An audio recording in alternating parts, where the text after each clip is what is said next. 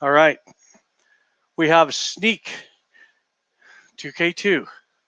How you doing there, buddy? You're the first one on. Can you hear me okay?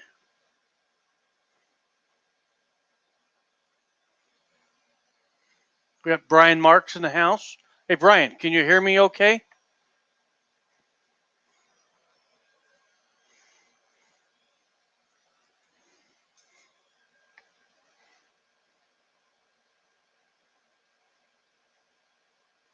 All right.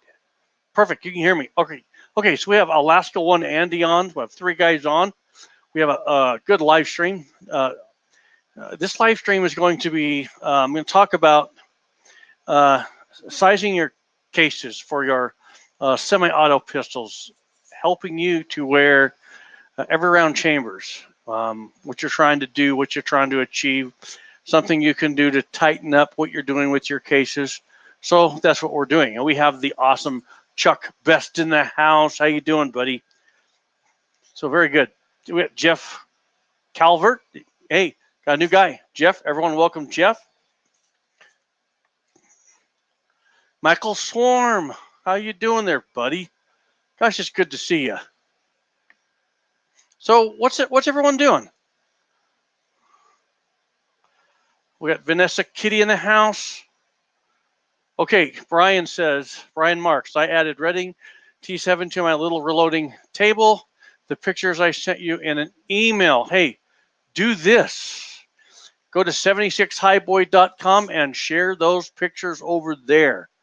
My email, I get probably 200 emails a day, so it's hard to find things. But I'd like to see your setup. Go over to 76highboy.com, jump in on the reloading group, and we like to see those over there. Okay, Alaska One Andy getting ready to load 348 Winchester for a friend. Nice. Chuck Best is smoking some chicken. Michael Schwarm is eating supper. And we got Nick L in the house. It's so good to see you. I was just thinking about you yesterday. Nick, I hope you're doing good. We got Vanessa Kitty saying trying to find a number 10 YKK brass metal zipper supplier. I don't know what that is, but it's going to be important. Okay. So this is gonna this live stream, what this is intended for, is to help you to understand what you can do if the cases in your semi-auto pistol are not chambering all the way. That's what this is for. Okay. So, um, first off, and I think before we get going on this, got to do two things. One, I'm going to talk about inline fabrication, and then I'm going to do roll call. Okay.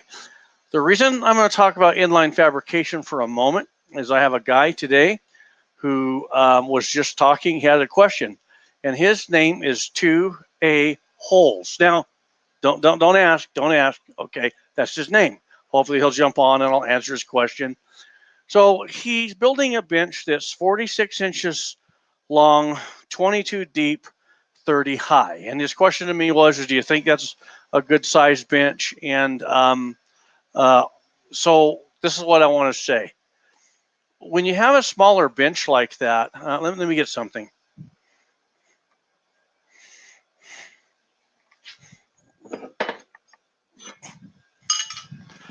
On a smaller bench like that, where you're trying to utilize space, I can't say enough about inline fabrication. And after the live stream, I'll make sure I'll make sure the links are there to Inline Fab. But a couple things he has. One, most of you are aware that he has the quick change plate system, right? Your flush mount base plate, and then the top plate that goes onto the loader, whatever you're running, whatever piece of equipment. But now here you are, you have tight space, you can only utilize so much. So that's where the docking stations come in. Okay, now, let me grab something. I got something else.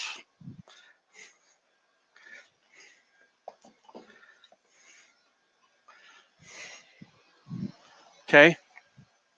Here's a base plate. Okay. On the base plate, what do you need to mount it to? A T7 turret, a Dillon, RCBS, Hornady, Lyman, Lee, a trimmer, a, a swage, a swaging tool, a vise. More than likely, Inline Fabrication has it. If they don't, there's a template you download off of his website, trace the template, send it to him, and he'll send you a plate all made up for it. So the docking stations, they allow you to take that piece of equipment and move them aside. So I can take this docking station and, I can bolt it somewhere. Can you guys see that? So if I've got it bolted somewhere, then I can store that piece of equipment there. So to answer this guy's question, when you're only working with so much real estate, the docking stations are the way to go with the Inline Fabrication quick change setup. So there you go. That should hopefully answer his question. So now I want everybody to type Inline Fabrication, and I'll call your name off. Let's do roll call. I want to say hi to everybody.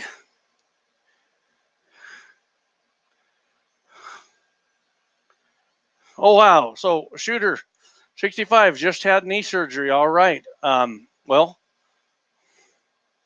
I'm going to pray for him right now. Okay, here we go. Lord Father, I just pray for Shooter 65 Ruger. Lord, we lift him up to you, and we pray that you would take your healing hand and put it on his knee. I pray, Lord, that as he's working with the medical staff, all those involved would just, you would just bless them with wisdom to give him extra care that he needs. And I pray that he would heal successfully so that he could be mobile the rest of his life, Lord. In your son Jesus' name we pray. Amen. All right, guys, you guys know I rely on the Lord for everything, right? All right, we have Jeff Calvert, Reb Tyree, Alaska One Andy, Brian Marks, Nick L, Anthony Infantino, Shooter 65 Ruger, Steve Crawford, Michael Swarm, Chuck Best. All right, good group here. Okay, let's get on it. So what I have here, I have a bunch of 9mm cases. These have been fired through my 1911, my XD, okay, but my XD9. This is my 45, but through my XD, through my SIG. These have been fired through a bunch of different pistols, all 9mm, okay? We got Michael Dickerson in the house. I'm watching. You guys keep checking in. So I want to size these. And what we're used to is we are used to sizing on a carbide die. All right? Great way to go. Because on a carbide die, you don't have to lube the cases. But, some guys still do. Especially like on my Dillon, I'm still lubing those because it's smoother. So I'm going to show you this. I'll get into the dies in a minute.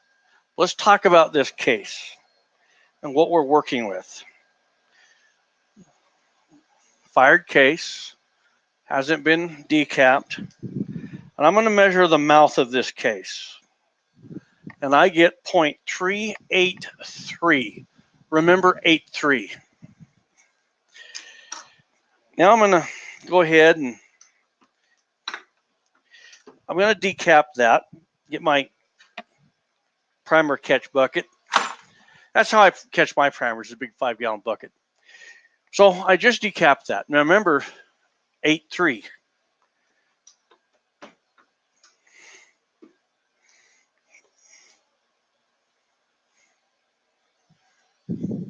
$7.2.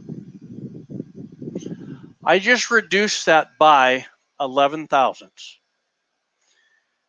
So now you say, now I'm ready to go to the range. Because after all, it chamber checked just fine. All right. So that case is ready. All right. But you go to the range and that does not chamber into your rifle or your pistol. Sorry. What I'm not saying is you didn't have a problem stripping it from the mag and you didn't have a problem with this stovepiping.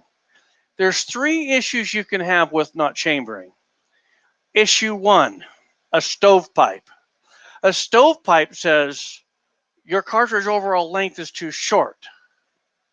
A case that comes out of the mag and doesn't quite make it up to the feed ramp, that's too long.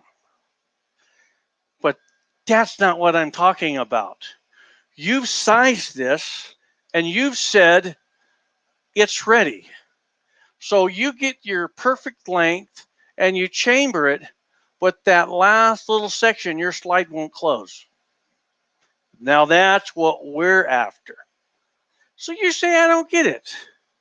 I sized that down 11 thousandths and my cases aren't chambering, okay? Now let's do some coffee shop thinking. Next day you're in a coffee shop and you're sitting there and you're just thinking of everything. You've been asking friends, you've been calling companies, and everyone's sending you on rabbit trails and nothing's adding up. Okay. You say you sized this down and it chamber checked. In our coffee shop, we're thinking, all right, when I sized down my 357 Magnum, that fit in the cylinder of my revolver. And I sized that down about the same. So what's wrong? Now let's go back in time. Let's go back 45 years ago. Oh, I know. Yeah. 44 years ago when I was 10 years old and I was reloading. Not that I would have known this, but it's just how it was. Okay.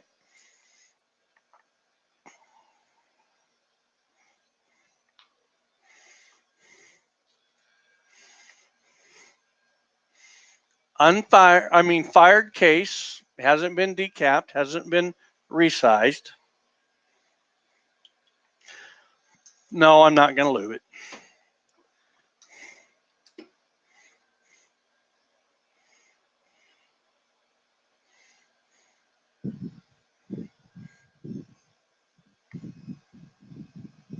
Seven one.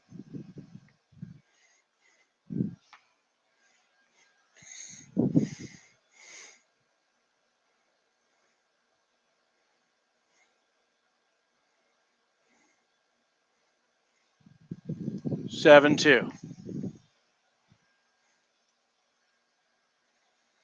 All right. Back in the day, before they came out with carbide dies, they had full-length pistol dies. This is what the full-length pistol dies did. They sized the case for the full length of the wall. And it kind of crunched them. In our bottleneck cases, we can get spring back. I've shown it in my live streams. A lot of you guys, we've talked on the phone, and on your 223 Remington, you get spring back. You're sizing all these cases down to the thousands, and there's one, and it just wants to sit 5 thousandths higher. Okay? Well, that's because brass has personalities and different head stamps. They've been fired through different firearms. They're going to size differently, and some of them aren't going to stay put where you put them. Your pistol brass, your handgun brass is no different. It's just that it tends to spring back in smaller proportions. You're not going to see a pistol case come back up 5 thousandths over the rest, which you could see thousandths and a half, and then thousandths and a half, it might fit in this case gauge. And that's kind of the hidden problem. You see that revolver that you're loading for, that all the cases fit just like these? That's because in our dexterity, we can line it up to the holes in the cylinder, and we can load an entire cylinder. And if it doesn't line up, we adjust it and wiggle it in, close the cylinder, and we're shooting. Okay. That's not the case with the semi-auto. The semi-auto, everything about it is mechanical. To get that one round into the chamber, the slide rips that round out of the magazine and it ramps it up and has to go in. It's kind of like turning a semi-truck from a tight street into an alley. If you do that like you do a car, you're going to have problems. So you got to go a little wider, more square, and line up. Well, that is what we need to do with our semi-auto, except we can't do that. A slide isn't going to readjust that. It's going to rip it off. It's going to attempt a chamber.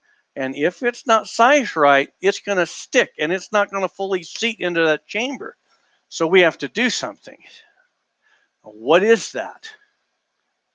We just did it. Now, let me explain this. I have two dies. One die is a carbide die. The next die is a full length.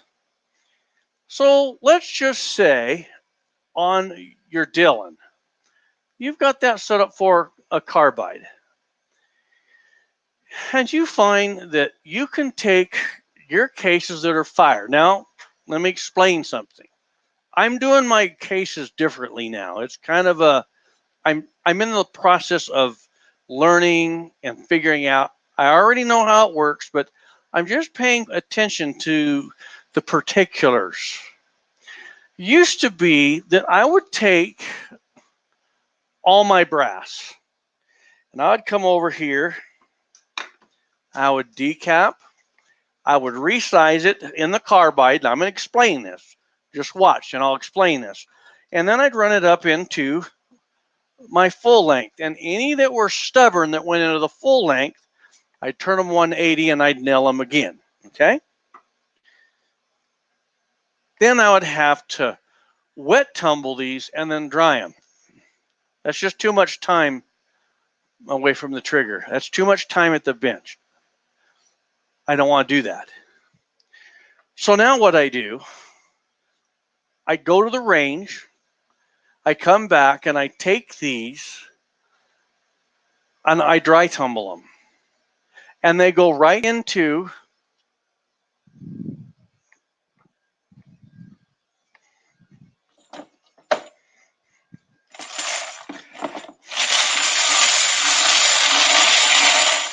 media separator. And one day I'll do a live stream with this close up.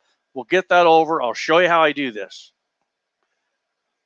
But when I dry tumble these, I put them into the vibratory case tumbler, 45 minutes. Actually, I cheat. 39 to 40 minutes, they're coming out. I tumble, then I separate the media, and I come right over here, and I put them into my Dillon, and I'm loading, and I'm shooting. I never had to sit there and do 3 different positions on my reading.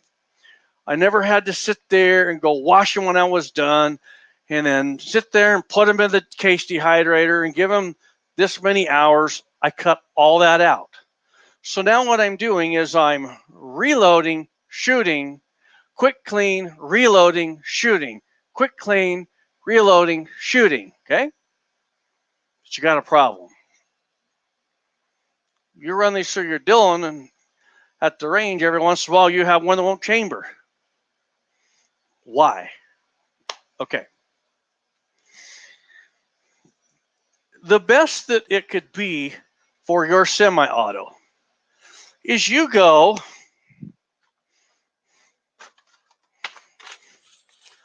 buy yourself a brand new bag of Starline brass. You shoot it through your pistol. Now, I don't care what pistol you shoot it through. It can be a 1911, a Glock, a SIG, Springfield, Smith & Wesson, M&P, whatever. But you pick those cases up and you go and you run it through your process and through your Dillon and you shoot it through that pistol. That's the best it can be. Those came out of your pistol. They got the personality and the blueprint of your chamber. You're going to size them down and you're going to go and they're going to feed. But now what we have is all these are once fired range cases. And to top it off, every time I go to my indoor range and I take the squeegee and I push him up against the wall, all these other guys that are shooting and their 9mm are coming over. Oh, and by the way, when I'm at the indoor range and I say hi to someone, hey, how you doing? What are you shooting? Oh, that's nice, and I let them know I'm reloading and I say, I'm collecting my brass and I sure don't want to get in your way and take yours because I reload. And this brass, boy, I need it. They go, oh, you can have all my brass. Cool, cool. And then their buddy says, oh, yeah, have mine too. And the guy next to him says, oh, heck yeah. I come back with 200 or 300 more cases shot through X amount of chambers, and they're all in here. So really, some of these that are on their second time through, I have others that are through their first time through, and they're mixed in this. That really compounds to this. But let's look at it this way. Range cases, period. One, we got different head stamps. And those cases are going to have different wall thicknesses, right? And they went through different pistols. Some are going to have a little bit larger chambers. And so some of them are going to expand a little more. I know. Because sometimes when I'm resizing these and I go into the full length die, I go, oh man, right?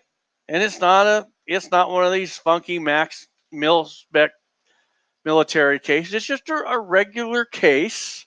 It's extras. It's just oversized a little bit. You see that one right there?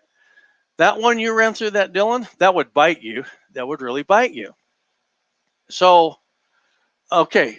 So now, how do I deal with that? And I'm reading what Reb put, and that's excellent. I think that's really awesome, okay? But I'm going to stay focused on what I do, and this will help. I've never used that Glock bulge with the Redding X die. I've never used that. It's probably great, but this is what I do.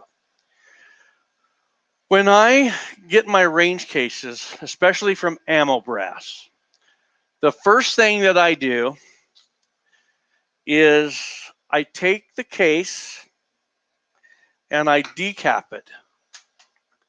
And then I run it through my carbide die. You're saying, well, what carbide die? I'm saying, I don't know. What manufacturer do you go with? Do you like RCBS? Do you like Redding? Do you like Hornady? Get a carbide die. Run it through there. Now, I'm going to show you something. I've studied this a lot.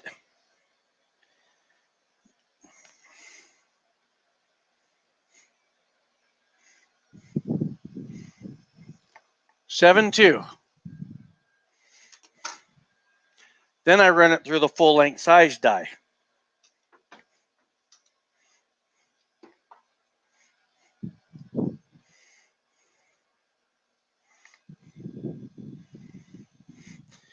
The full length size die takes it down another thousandths almost for sure. You say, well, what do you mean by almost? Well, I would love in a perfect world to be able to skip this step of the carbide. Why do that? Well, if I come over here to the full length,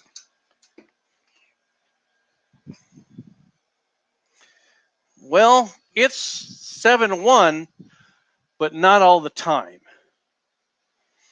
But if I do this, okay, that was kind of hard. After I went through the full length die, that had a little resistance because it's not squeezed all the way down. So what I find is if I squeeze it all the way down in that carbide die, and then I nail it, that went so easy. In the full length die, oh my gosh, 7 thousandths. 70. Did you see how far down I took that? So, and I have a lot of guys ask me this. Why do you have those positions like that? It's very simple. On my once fired range cases that I get from Ammo Brass, I run every one of them through here.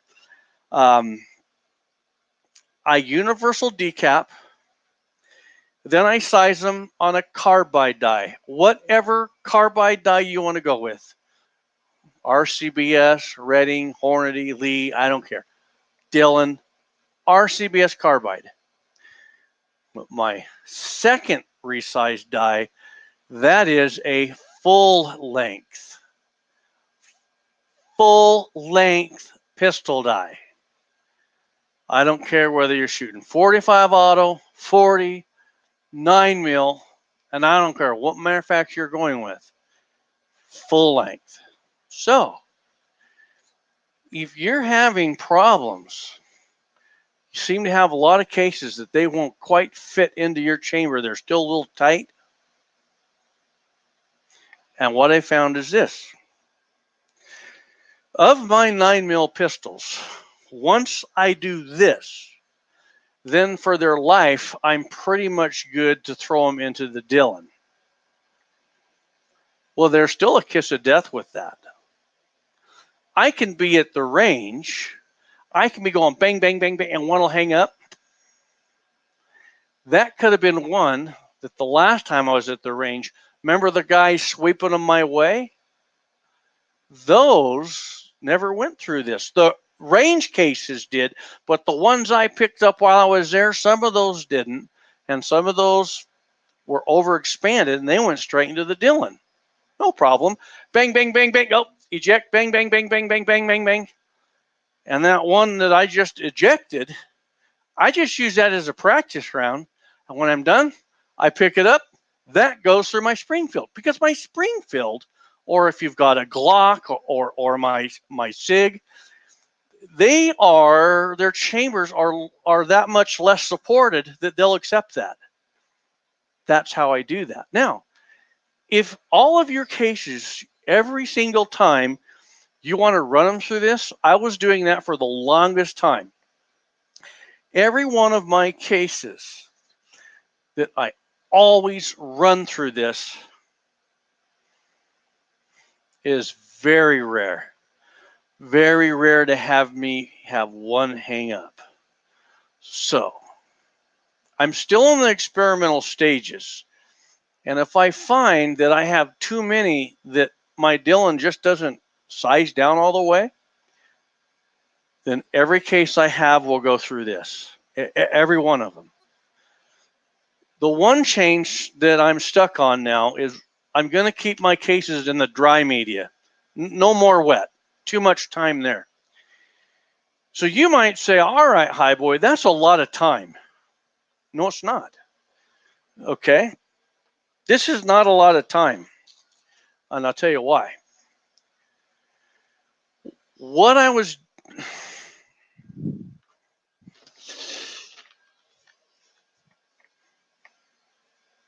That's 2 nights. Whenever they go on the blue, they've been through that. They're in the blue, they've been through this. 2 nights. Didn't take me that long.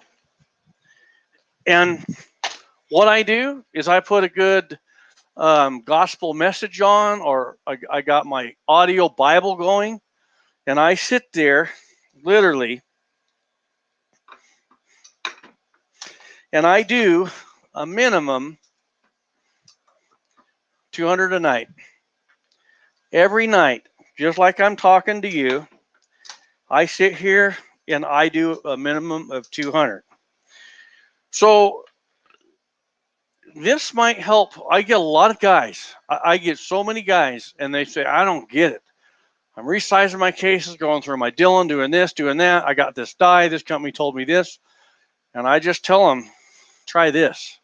I tell them on the phone. Some of them, I tell them, when you get the dies, call me up. We'll set them up on the speakerphone, and I'll help you. And guess what? So I help this guy in the phone, sitting there helping him. He thanks me, gets done. Week and a half later, calls me up, says, guess what? Not one of those rounds that I ran through both those dies failed me, and I want to thank you. This works. This will work.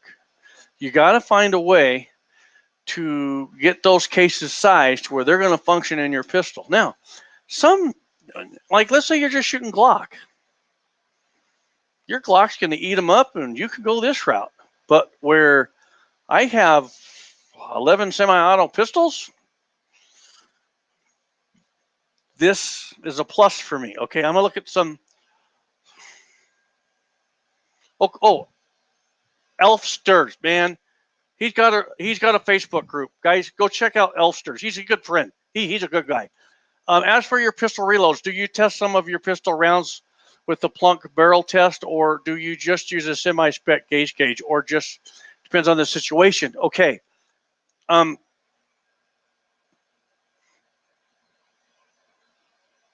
Okay.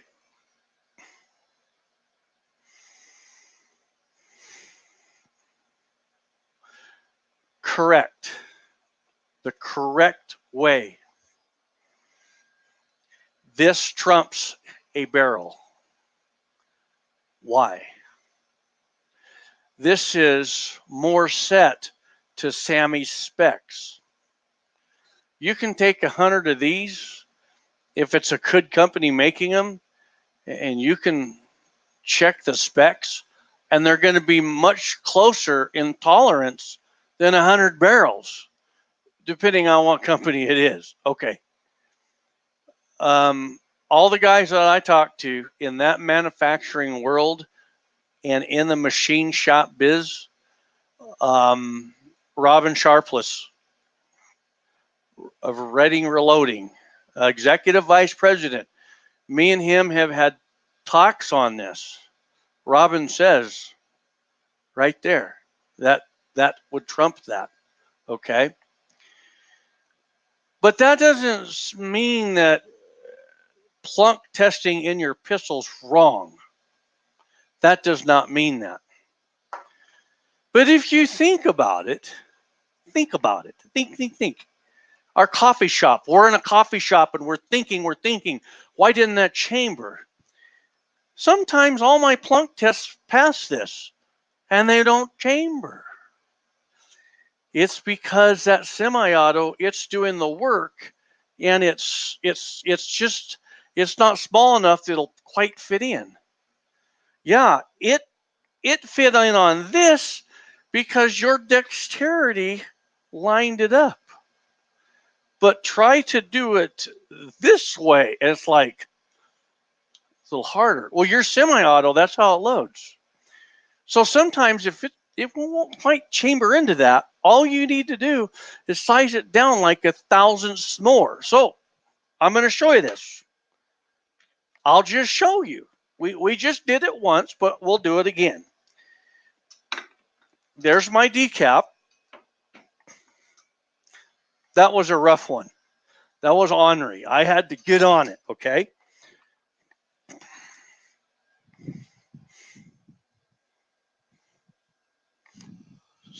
Seven one.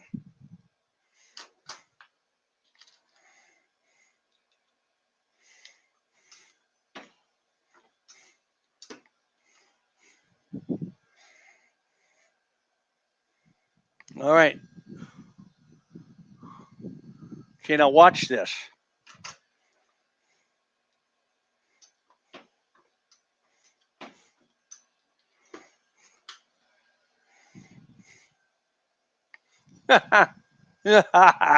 Look at that. Isn't that sweet?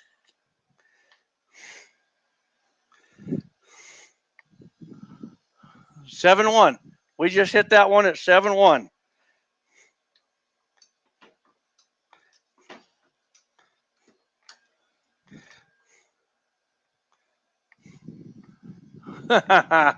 Is that awesome? We're talking this much, this much. That's all we're talking. What's happening here is I said, Robin Sharpless really helped me to understand this back in the beginning. Robin said cases have personalities and they have spring back. Now, me and Robin never talked about pistol. We talked about rifle. But I put something together with the pistol that's the same theory as the rifle. The bottleneck cartridge is spring back. Spring back on a case, if you're not quite crunching it down, it's going to spring back. You just can't do this. It's going to come back. You can't do that. You got to crunch it and it will stay. When you run it through a carbide ring, it's just a little ring. That's all it is.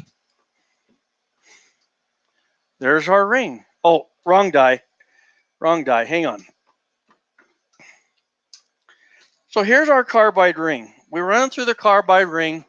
It does this. Now we run it through this. And it stays.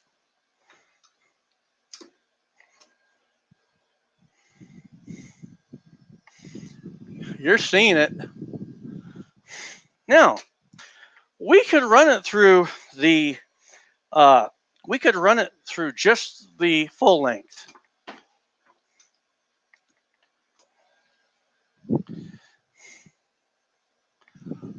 Okay. Turn it 180 out, run it through. Yeah, not quite. But when we run it through that carbide, and then we full length it,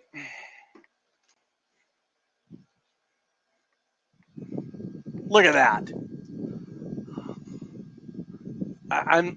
You saw it.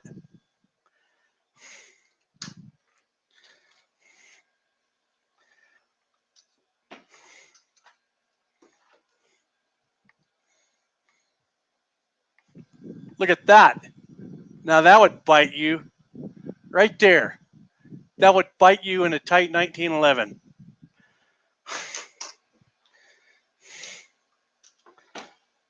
And that tells you that not all cases are the same, doesn't it?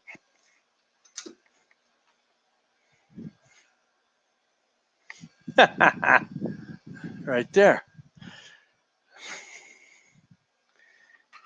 I found this by accident. It wasn't accident. This is God's channel, and he shows me really cool things. I had this die at first, and then or this one. I don't remember.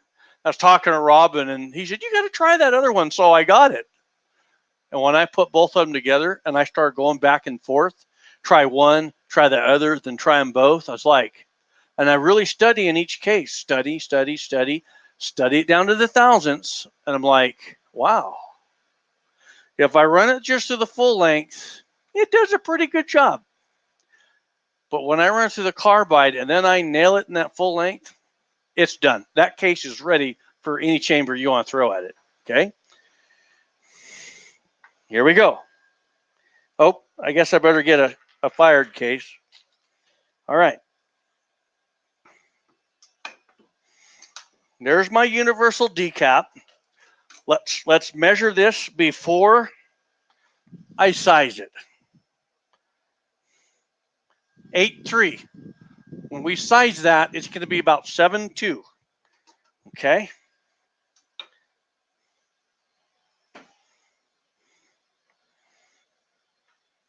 That's an ornery case.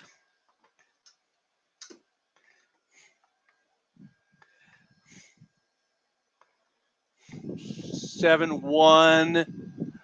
Wanted to be 2, not quite.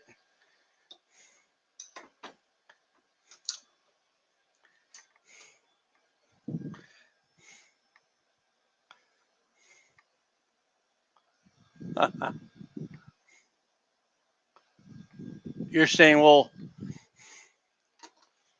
what happened there? Ornery case. It's just ornery. Some cases you can't get down that extra 2,000. Now, okay, back in the day. Now let's go back 45 years ago. I'm loading, and then I didn't do a lot of semi-auto because my dad hated semi-autos. But my dad had this rule. He had a rule. On all my semi-autos, I want you to do this. You go like this. You turn it 180 out. Back then, they didn't have all these fancy dies. That's how you sized a pistol case for a semi-auto. Okay?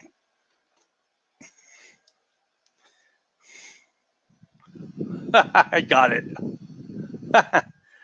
If you nail it enough with the full length, you'll get it, especially if you turn it 180. Okay?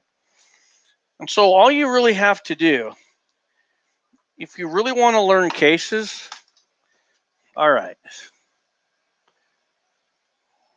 you can't go to the range and experience problems with chambering and not have an educated approach to what's wrong. And you're not going to have an educated approach if you're not taking the time to measure every case with every stroke until you understand it. Once you understand it and you develop a routine, you're off and running. Just like every night, I come out and I do 200 cases. I'm going to do 200 cases a night until that blue jug is full. And it will go under there with other blue jugs. And I'm stuffing them under there. One day, I'm going to have all those full of jugs. See, because I'm backstocking. That's me. That's my personality. That's your personality. I know you guys. Okay.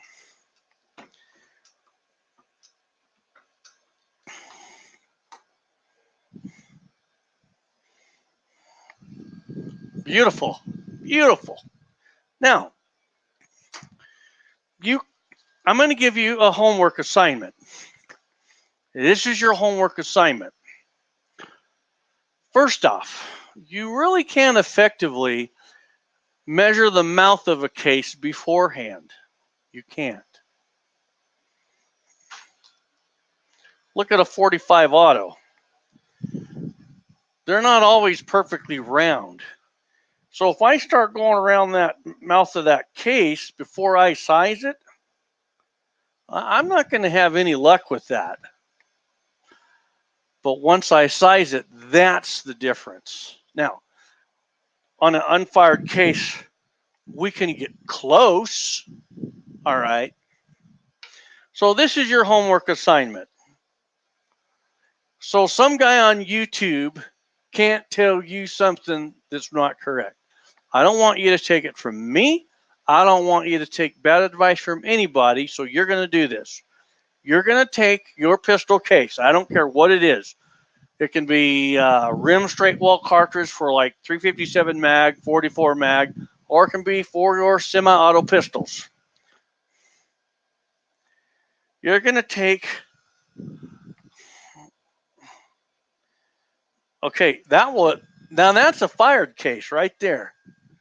And that's 4 thousandths less than, well, it's an outer round mouth. That's the problem. See, that can bite you. But you're going to take an average measurement. Let's call this 81, just for average, okay? And you're going to decap it. I use the Mighty Armory decap because I'm going to show you something in a second. This is amazing. After you do that, you're going to run that case through your carbide sizer.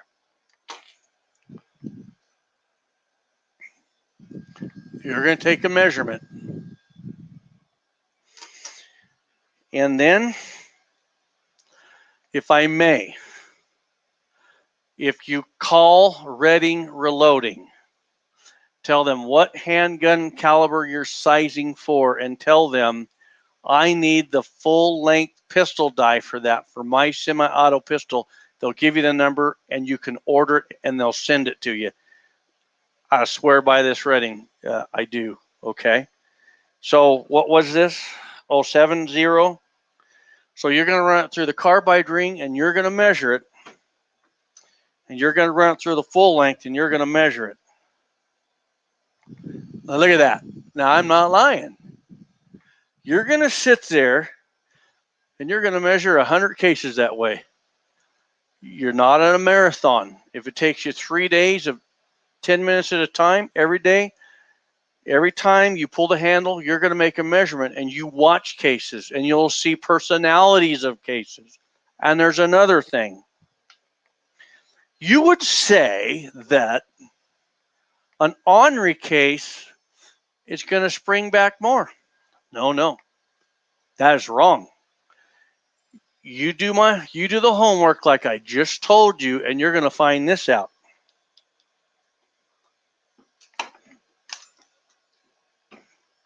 That's average. You're going to find that a case that's a little more ornerier, the die has to do business a little more with that guy, and it just crunches that case. And then when you go to the full length, that case is so rigid it stays. But cases that are kind of easy, they do this. It drive you nuts, and you'll see that. Cases that are generally harder, they'll stay put versus one that's really light. You'll see that.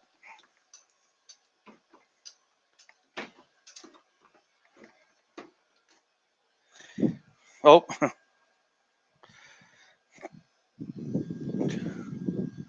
Now, for me, now I don't sit here and measure these anymore. I'm going. When I'm sitting here doing this, that was an ornery one. This one, that was ornery. Oh, that'll size. No problem. 70, I'm good with that. I don't have no complaints. If I put one in and there's no resistance, I will stop and check that one. And sometimes if I get one that has no resistance and I hit it 2 or 3 times on the full length die, I scrap it. I don't care. Brass is cheap. I don't have time to waste a bullet in powder and primer in that. Go on to the next. Okay. So if you're sitting there and you're loading and you don't feel any resistance and you measure it and it's like 2 thousandths larger in diameter than what you want, scrap it. Don't even look back. No guilt whatsoever. Okay. That's how I do it. So, all right. So,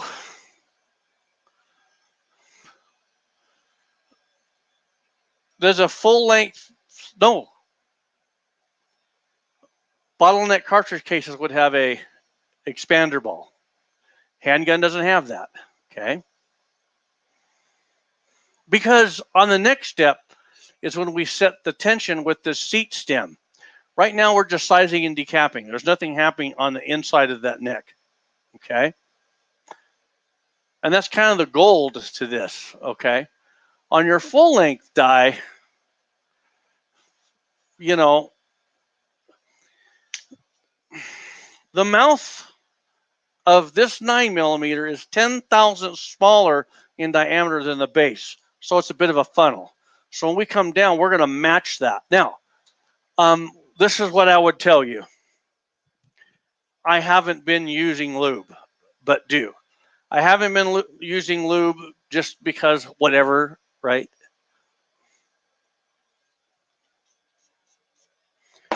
Why? Because you have a full-length die. Whenever you have a full-length die that touches the entire side of the case, you want to use lube. Now, I'll tell you why I don't. If it was 44 mag, I would, because the 44 mag isn't as much like this, okay? The 44 mag is more like this, but your 9 mils like this. So With my 9 mil, I can get away with more without lube. And so just for the video, I didn't want to be sitting there spraying lube. So when you're using a full length die, use lube, okay?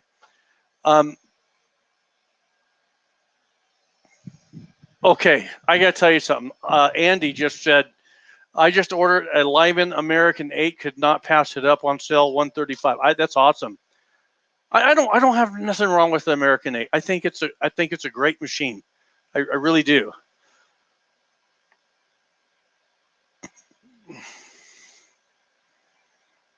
Okay, Metalman, 0.355 diameter or 0.356. Okay, I go with what the book calls for, what the recipe calls for. That's how I go with that. There's a lot that can be played into that versus cast over plated and jacketed. You know, I go with what the book says. Okay, now I was talking to a guy, had him on the phone, and we were going through this. He said, "Yeah, but you're sizing that down an extra 2 thousandths. Aren't you gonna shave the bullet?" No, we expand. This has nothing to do with that. And so now here's another thing. Another thing. By doing this, crushing it down that much more, when we come in with our expander, man, we're going to really set some nice neck tension. So this really does play into precision. Okay, I've thought about this. I've thought about it. My sick mind. So you're only going to use that for brass processing and loading 30-06. Well, it's because your Lee puts out so much. It's fast. Hey, JH, how you doing, buddy? Okay, Elsters, thanks for preaching the knowledge, my friend. Going to head out. Keep up the amazing channel. Henri Brass is just like your ex-girlfriend. They are never happy and impossible to figure out. That's funny. But my wife is not impossible. She's like awesome. She's everything to me. So that's the girl you need. No, not my wife. You just can't have my wife. She's mine. Okay, I would be really sad.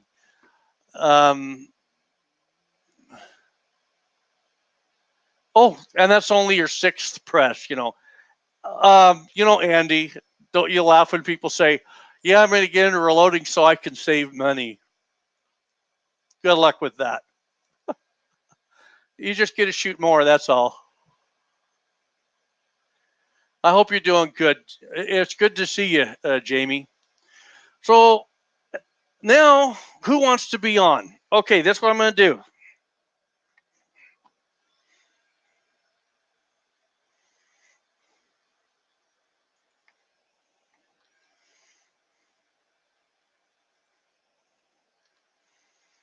There, whoever wants to get on, come on. I'll put you on. And it can be an open topic. What do you want to talk about? Open topic. Oh, by the way, on the docking plates from Inline Fab, they have dual docking plates. It's good to have you. Hey, jump on, Jamie. Jump on.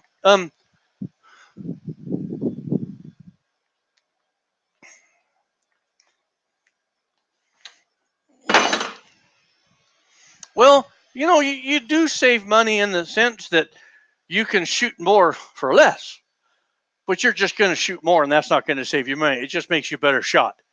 That's all. Okay, so while I'm waiting for people to hop on, I'm going to take you up here. Okay.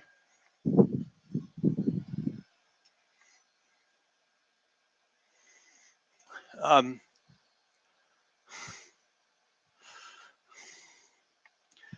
give you an idea. On these docking plates, they're awesome.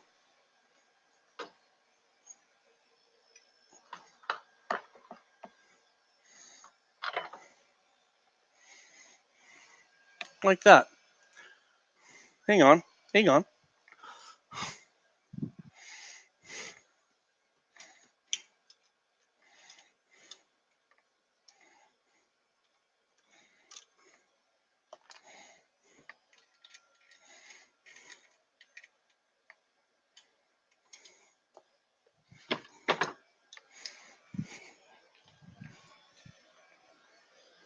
Here we go.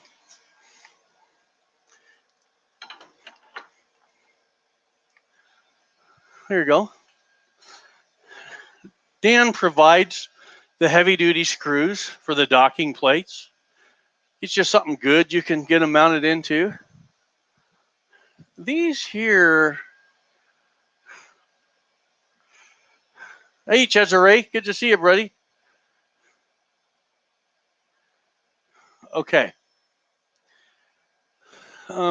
These are my plates from my Dillons. I'll tell you guys a little something, okay? Some of you know this, but you see that press?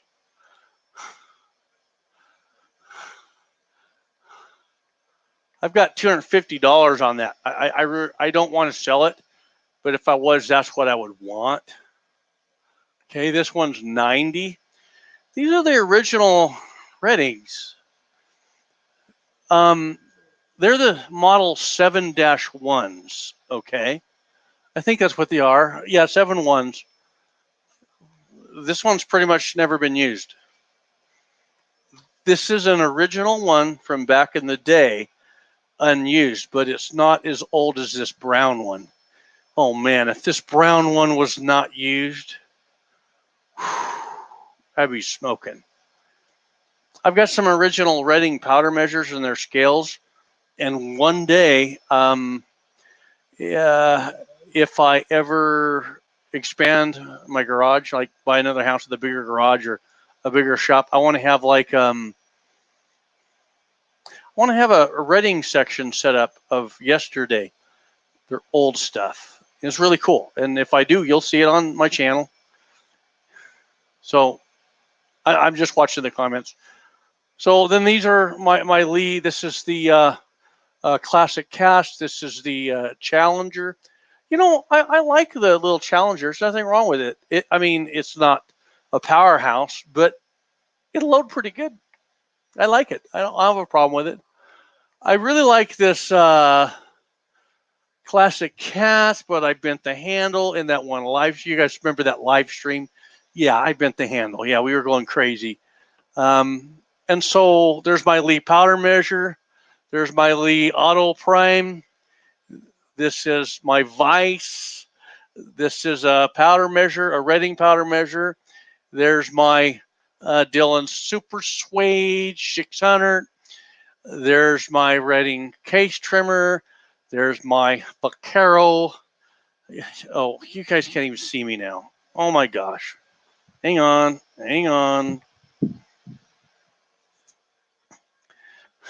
There, that's better. Okay, Lee Auto Prime. That's my vise. Got that all set up on Inline. Here's my Redding, one of my Redding powder measures. Here's my Dillon Super Suede 600, and here is my only Redding case trimmer. So I have all this on docking plates, and I use all this. When I'm not making videos, I'm always going, and I got to get my Lee fixed because I want to use it. But I use all this. So if you're short on space, go to Inline Fabrication, man. Check him out. You can have. Another thing, I kind of thought I like to sharpen knives. I really, this vise, I put my knife blocks into it. So if you like to sharpen knives, right there, it's awesome. So while I'm just waiting someone want to jump on? Yowzers, yeah, it's a big yowzers. I don't know what a roll sizer is. I do not know. All right.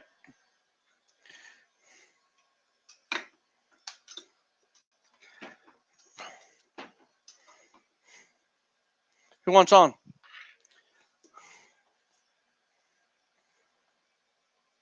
JV's on. Here we go. Hang on, Jamie. Brother, how you doing? Better not deserve, brother. How are you? Long time no see. I'm just humbled to have you. I'm doing pretty good. I'm going to get me a little soda pop. That'd be good for you. Well, I don't know if it's good for me, but it'll taste good. I got a water right here. Yeah, I do a lot of water. I actually drink like probably a gallon and a half a day, every day, every day. I don't drink a lot of soda, very rare. Oh, and that's such a good one too, a Fanta orange. Oh yeah. Oh, Miss Highboy, she gonna come running out and take this from me. I better be careful. I know Thank you, Nick. You get yourself a McDonald's fish sandwich with that, you're in high cotton, boy. Okay. I gotta tell you, I don't really care for McDonald's. I don't. It really pissed me off when they took the McRib away. Oh. Well, Now the that would, McRib was only an occasional short-term thing anyway, man. So oh, took my I know, McRib. dude. I know. I feel you, brother. I feel Yeah, you. I was really messed up. Hey, come on, Nick, get on here. Get on here, Nick. Got some pretty good questions. Too bad. What's his name? Elfster. Too bad he had to run off. You He know, had some pretty good questions. I don't really. I know him. I mean, I don't know him, but we kind of chat like on Facebook a little bit. He's a nice guy. I know he is. Some guys you can just fill that with, can't you? Yeah. Mm-hmm. Mm-hmm. You're not there to hurt no one. It's always helpful. Good information. Shares good posts. Got a good group. Mm-hmm. Yeah.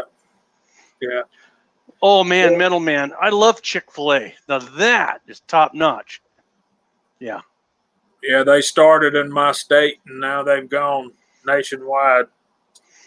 What state are you in? The great state of Georgia.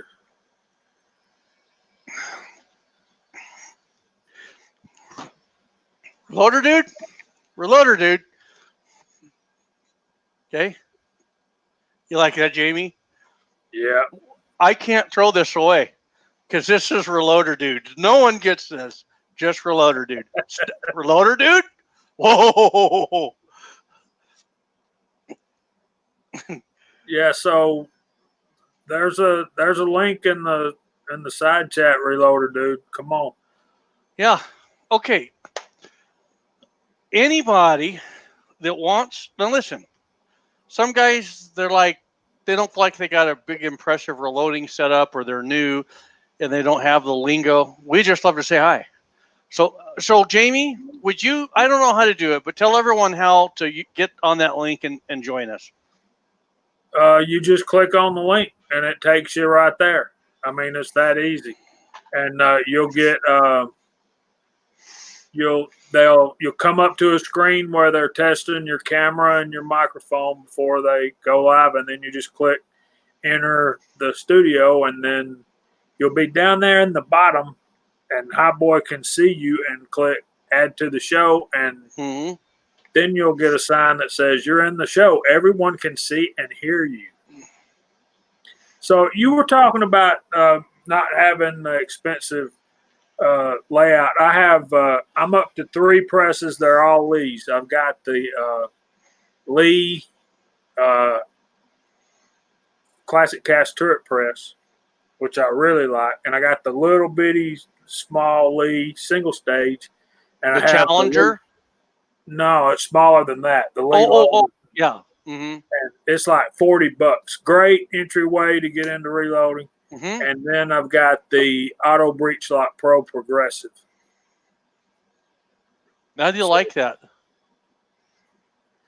Honestly, I'm still getting used to it. It's my first progressive type thing. So, yeah, maybe one day I'll get into some blue Kool-Aid, but as of yet, I'm still drinking the red stuff.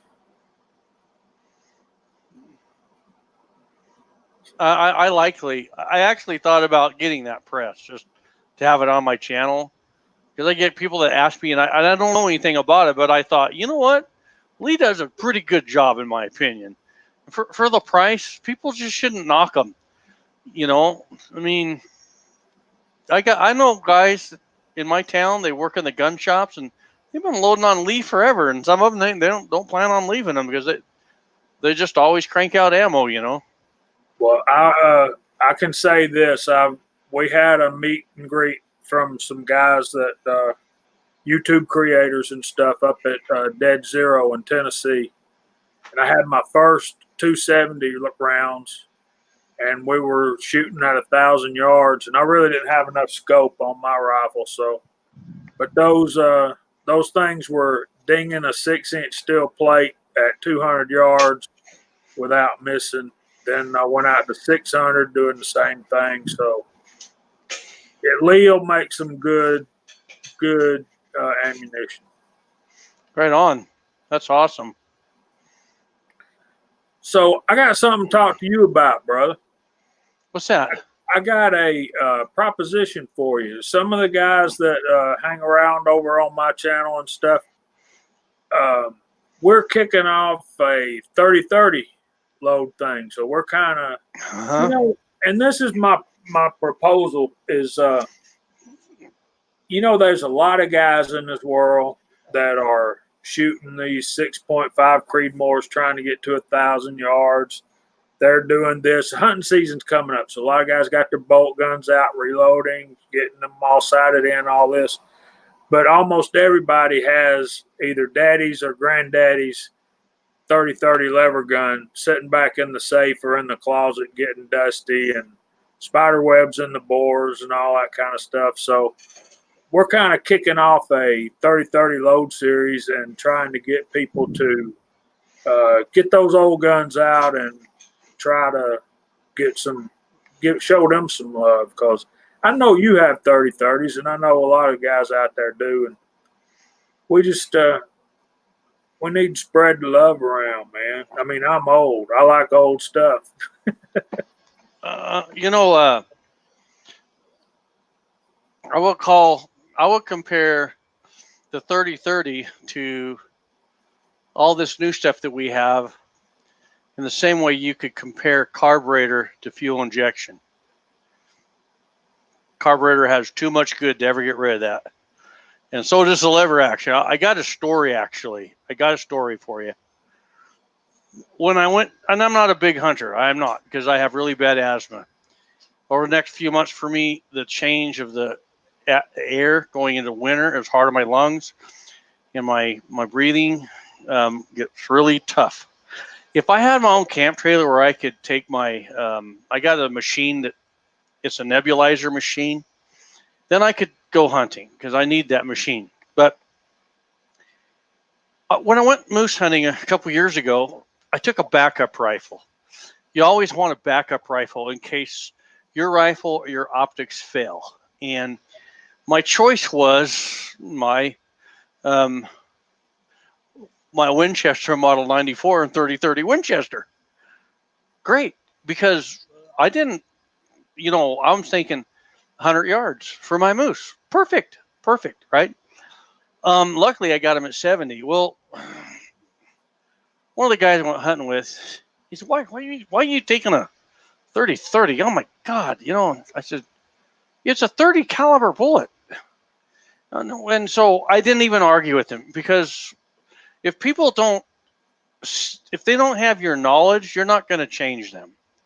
So long story short, I go up and I get my moose with the rifle I planned on, my 30-06. And okay, wait, we got Andy coming on.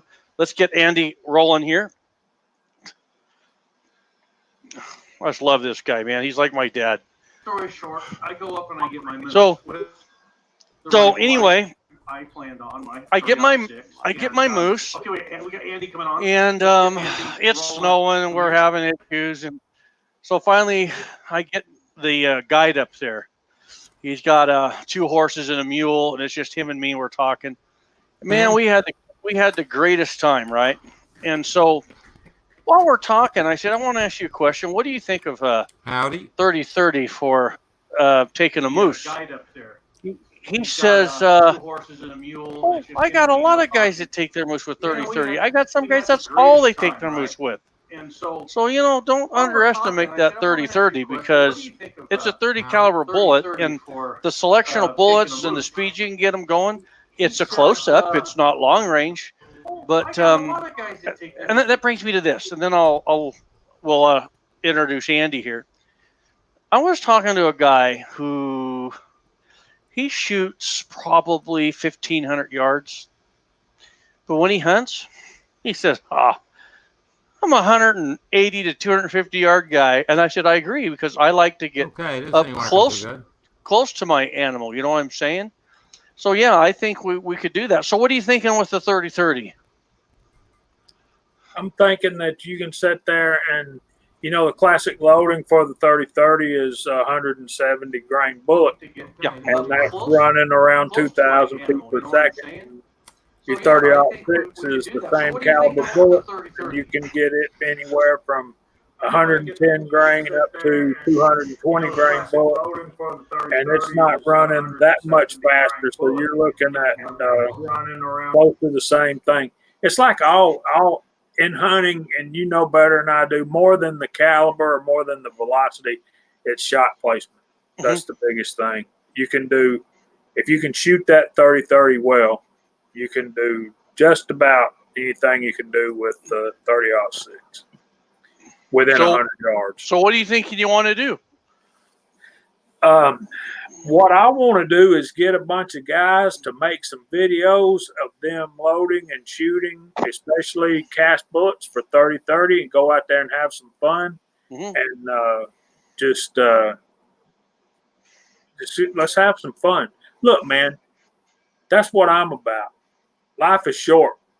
If we're on YouTube making videos, let's have fun, and that would be incredible. I've got these bullets right here are some that MCK sent me. They're 110 grain cast bullet. They're powder coated and gas checked. Nice. They got a flat point. These would be great little planking rounds. I mean, throw them in a case with about 20 grains of some 57-44 and plop them out there at about 1,700 feet per second. Take your kids to the range, man. There you go. We can do it. Let's do it. All those ready to load? No, they're shot. So we could do a full resize on them, the whole thing. Why don't I just plan that in 2 weeks? I'll do a live stream. Do you want to do a live stream with me? That'd be great, man. Where did Andy go? Oh, nice. Where'd you go, Andy? Andy was having some audio trouble.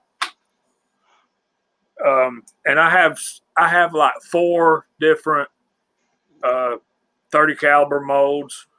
Reloader dude said he has lots of Acme 30-30s. So cool, man. You can jump in too. I just want to see as many people as we can just jump on here and start throwing some 30-30 stuff out. Yeah. Well, what's funny is I just ordered my 750 with the 30-30 tool head and quick change. So you're right up my alley, and I thought, wow, that's perfect timing, because I love the 30-30. Yeah. It's very underrated in today's world. But you get these guys out there, they're shooting 300 blackouts with pistols.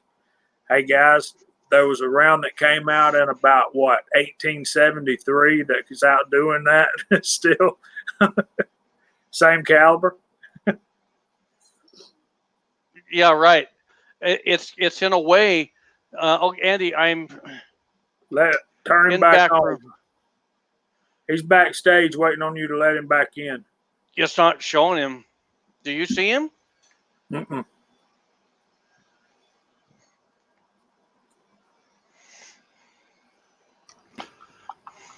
Oh, there he is. How you doing, Andy?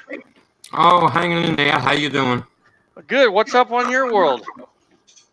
I'm just playing with some 30-06. Just finished up 600 rounds of full brass prep.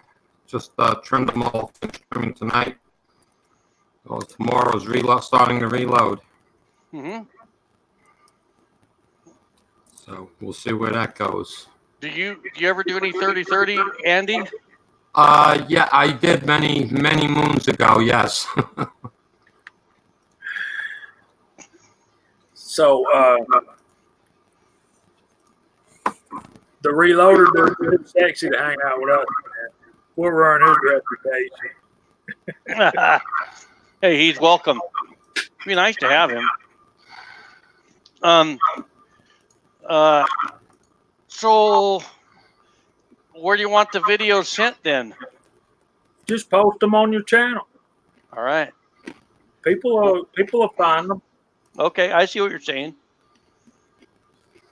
Let's just flood the market with some old time 30-30 stuff. I think once we get some shooting videos out there with some targets, with how accurate they can be, and with some chrono numbers and stuff like that, people start throwing rocks at those AR-15s and 300 blackout and stuff like that, and start looking for their lever guns again. Yeah. Yeah, I love them. I have like 5 of them, I think. What was your favorite lever action, Andy? I had a pre-64 Winchester Model 94. Mm-hmm. I just had the one. I sold it about 15 years ago. I should have never got rid of it. No, that's a nice rifle. It's just that I have a Ruger 77 bolt action 30-06, and I kind of favor that. So it's like there's almost no need to have the other one. I have that exact rifle. Wow. Yeah, I'm loading that right now. Lead bullets. The first test was 12 grains of unique. I haven't uploaded any of the pictures. I wasn't shooting 100 yards. It was about 70 yards. My center bullseye is an orange sticker, and it's 2 inches in diameter. I didn't measure my group, but it's probably less than 3/4 of an inch. And, wow. Then I tried that new powder I had mentioned, the Winchester WSH. I've been working with some loads with that. I got a load for my 9mm, and I worked up a load. I started at 10 grains for the 30-06, 10, 10.5, 11, 11.5. You pretty much load it the same as green dot. 10.5 is all I need. I was getting the same type of grouping, 1/4 inch at 70 yards with the 170 grain lead bullet. So it's just that I got that Winchester powder very, very, very cheap, $10 a pound. And I now have 26 pounds of it. Dang, Andy. Well, yeah, couldn't pass it up. I mean, that's $260. Think about it. What are you going to get? You get 8 pounds if you're lucky for that kind of price when you buy powder. I don't blame you. And I bought it. Go ahead. I'm sorry, what Winchester powder are we talking about? WSH, Super Handicap. Mm-hmm. It's a shotgun powder. No loading data on it out there. I mean, I scoured the internet. I found a few people that have played with it, and a lot of people saying use green dot load data -5%, and you'll be fine. And I'm looking for subsonic load just to plink with. I can't shoot that 30-06 anymore, more than 5 to 6 rounds without hurting my shoulders. So I enjoy shooting it. I came up with the round. It works great. I love my 30-06. Highboy and I have talked about it before, using it for hunting, and that Ruger M77 and 30-06 is just one more sweet rifle. Mm-hmm. And then I loaded those the Lee 230 grain missiles. You know, okay, you know what they are because you've played with them or seen them. I loaded them with zinc. Oh, wow. 130 grain bullet, and I put 15 grains of the unique behind it. That thing was screaming. I mean, I have to get a chronograph, but they won't allow me to put it up at the range I go to, so it won't do me any good. But it's probably was coming. I can't even tell you what it was coming out at. It's probably close to 2,200 feet per second without thinking about it. and accurate also. I think I got 1.25" group at 70 yards with it. So I was impressed with that, but I can't buy that mold in steel. I've been trying to get something up there because the problem with zinc is it's 60% is what the weight's going to be. So, you know, you multiply the lead weight times 0.6 and you'll get your zinc weight. And nobody makes a steel mold with that bullet. The best I can get is, I think, 210 or 208 grains, something like that, from Lyman, I think. And it's not the same shape bullet, but I don't want to be shooting 110 grain bullets out of the 30-06. I mean, that's Yeah, right. it's a little light. Oh, there you go. Now I look better on video. Yeah. I'm figuring this out. Yeah, there's different screens, and I was like, I moved my camera so it's more direct at me because you know. I sit in my robe most of the time at night. I'm done for the day when I'm up here. I'm trying to set us up like the Brady Bunch. We could get the theme going. Okay. So, Surviving Chicago was talking about. Yeah. Wrong way. Oh, that's another thing about Highboy. about StreamYard. The cameras are backwards. Yeah, but you can reverse your camera in your camera software. Yeah, you might can, Andy, but I'm not going there, dude. Just, in the camera driver, you can reverse that. Yeah. So what's this?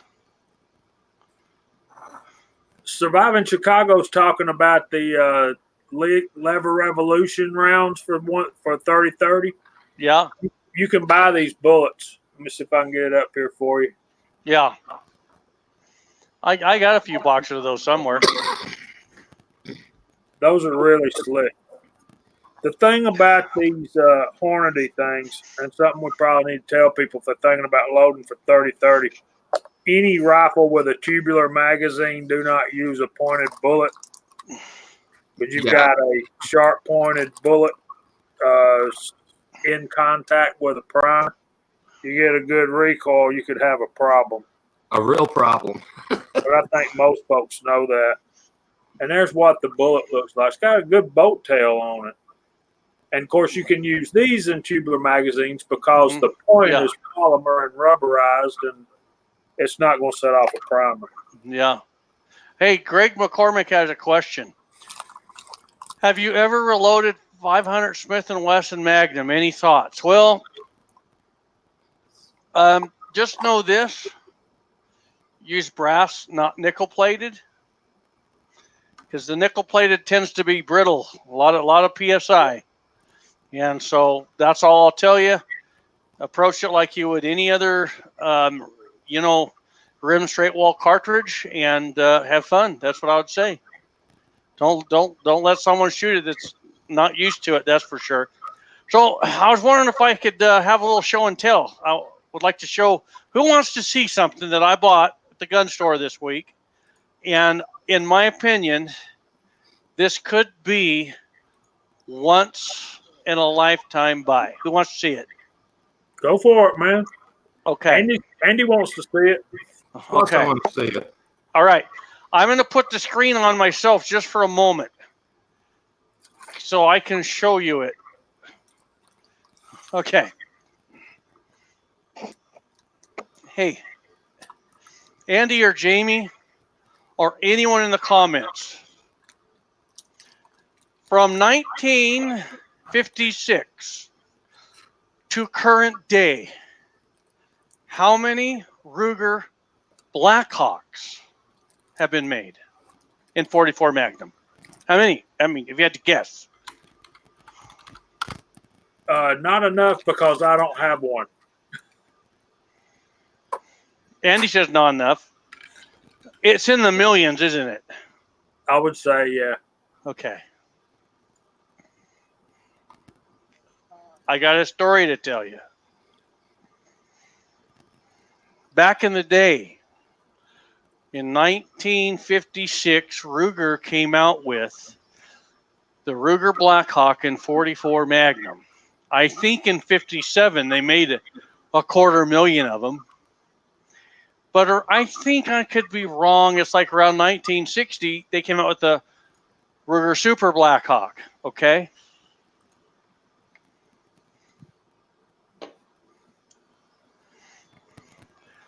I want you guys to process this. Hey, reloader dude. I want you to process this. Ready?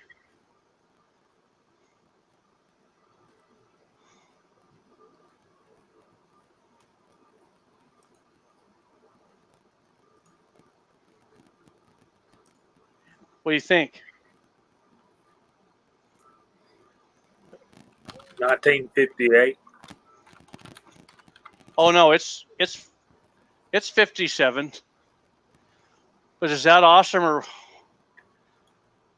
Yeah, That's that'd be what do you think? Think that's a pretty good find right there? Look at the blue on that gun. Yeah, yeah. Okay, so I'm going to tell you guys this. Michael Dickerson. Oh, yeah, yeah. There's no flame cutting on the underside of that back strap. Not even through the bluing. Someone shot this back in 1956 and they did not like it.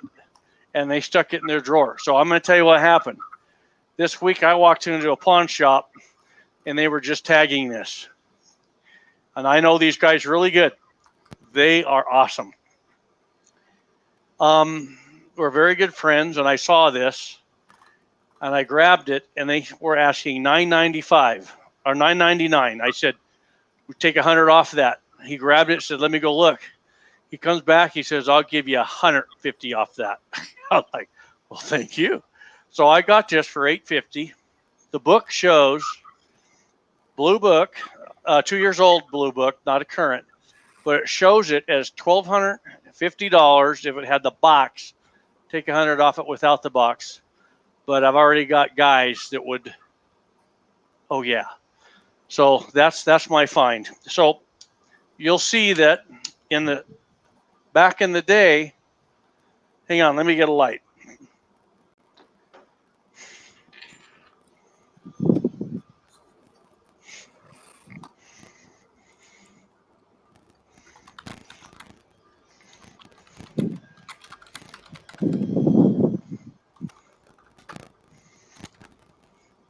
They did what was called rebated cylinders. Can you see how it's machined down so that when you put the case in there, it's flush? See that? The workmanship on these things were like no other. The loading gate is like this. Watch. It's velvet. Okay. Just so you know, we're all clear.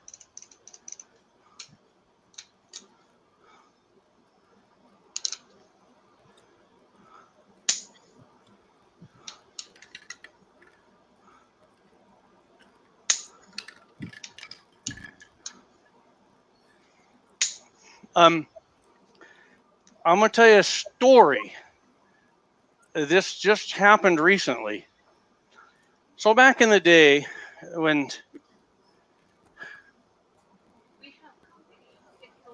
Oh my gosh. Oh, okay, come here. Okay. Okay, guys, so, okay, come here. This kid, he comes to my house today, and he wanted to buy a cat bed, and so he kind of saw in my garage, and you could see the man coming out. He's like, "Oh yeah." So I just wanted to put him on YouTube. Say hi to everyone. So you know what? Hey, come here. We're not done. You go over and tell my wife you get the. There's no charge on that. That's yours. Thank you. You're welcome. You give him my card so he can jump on. Yeah, thank you.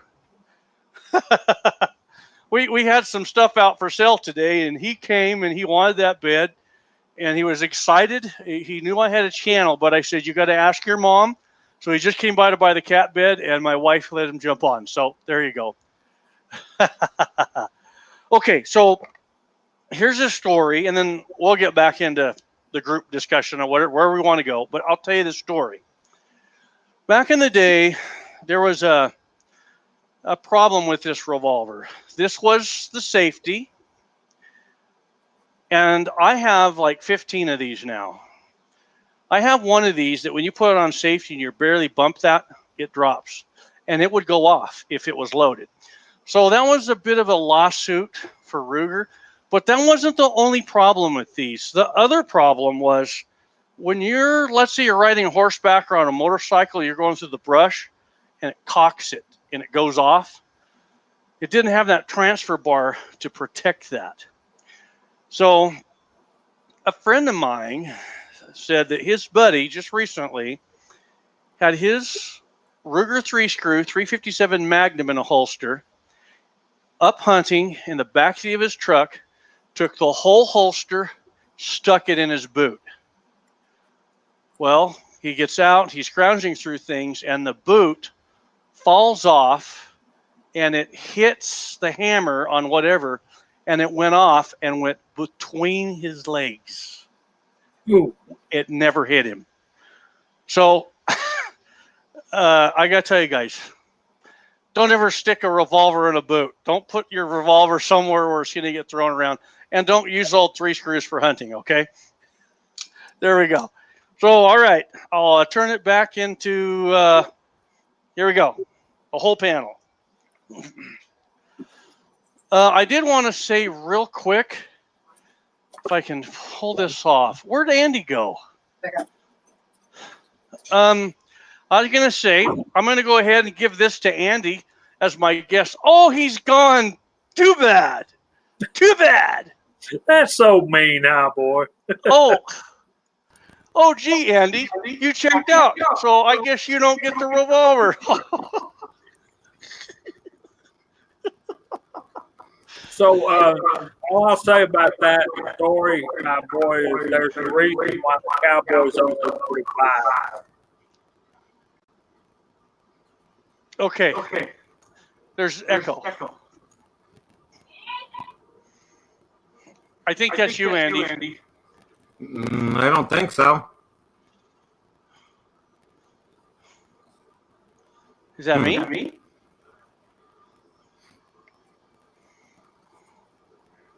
I don't think so. Something's wrong.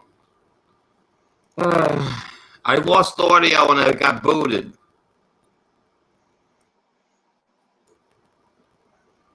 Hmm.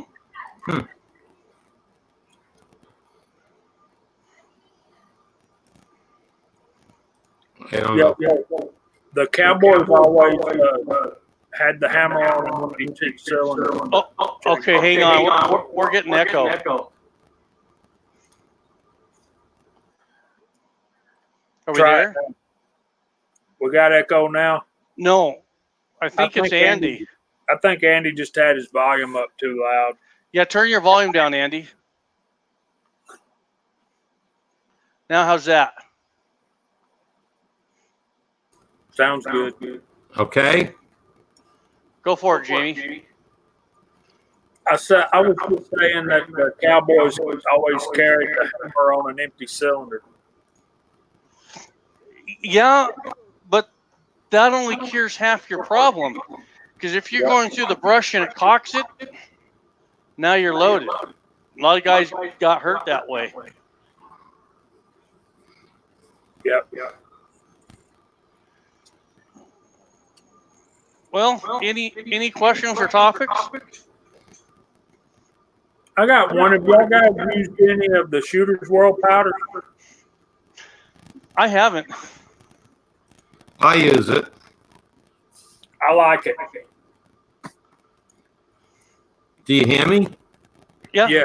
So Okay, yeah. I've what been is using it? the tactical rifle. I've been using that in my AR-223. It works as good as anything else I ever tried, and it's a lot cheaper. And I have what do they call it? Clean is a clean shot for pistol. I haven't loaded with that yet. That's very similar to tight grip. Hey, good night, middleman. Have a good night. I got some fresh baked chocolate chip cookies. Man, I got some chocolate chip cookie dough in my refrigerator and sugar cookie dough, but you beat me to it. Don't worry, man. I'm working to bring you pie here in a few minutes. Yeah, I don't think so. Okay, so in 2 weeks, I'm going to put together a reloading live stream workshop for 3030 Winchester. And who wants to be in on it? I will. Okay, that sounds good.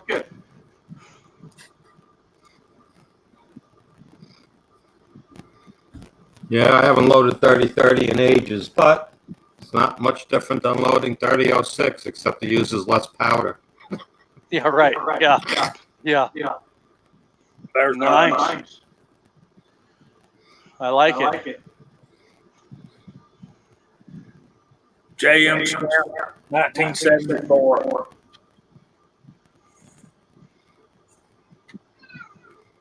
Okay, Greg McCormick, I'm having problems through loading my barrel with copper. I don't get what he's saying.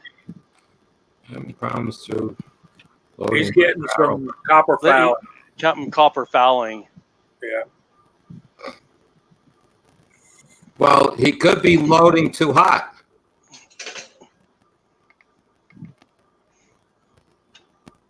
I mean, it's a plated bullet. It's you.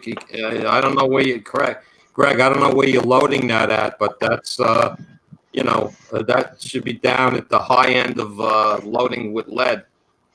Not be really in jacketed stuff. I just thought some of that extreme. I got the copper and the lead one. Yeah. Okay, so Greg, do this. Clean it up with this. Get it real good. And drop your velocities. Give that a try. But every time you're going to have to chase it with this because those plated bullets for what you're running, that's what's going to happen. I think if you find the right velocity, you'll have a lot of fun with it. So try that. Yeah, I mean, you don't really want to go over maybe 1,300 feet per second, 14 tops with a bladed bullet. Yeah.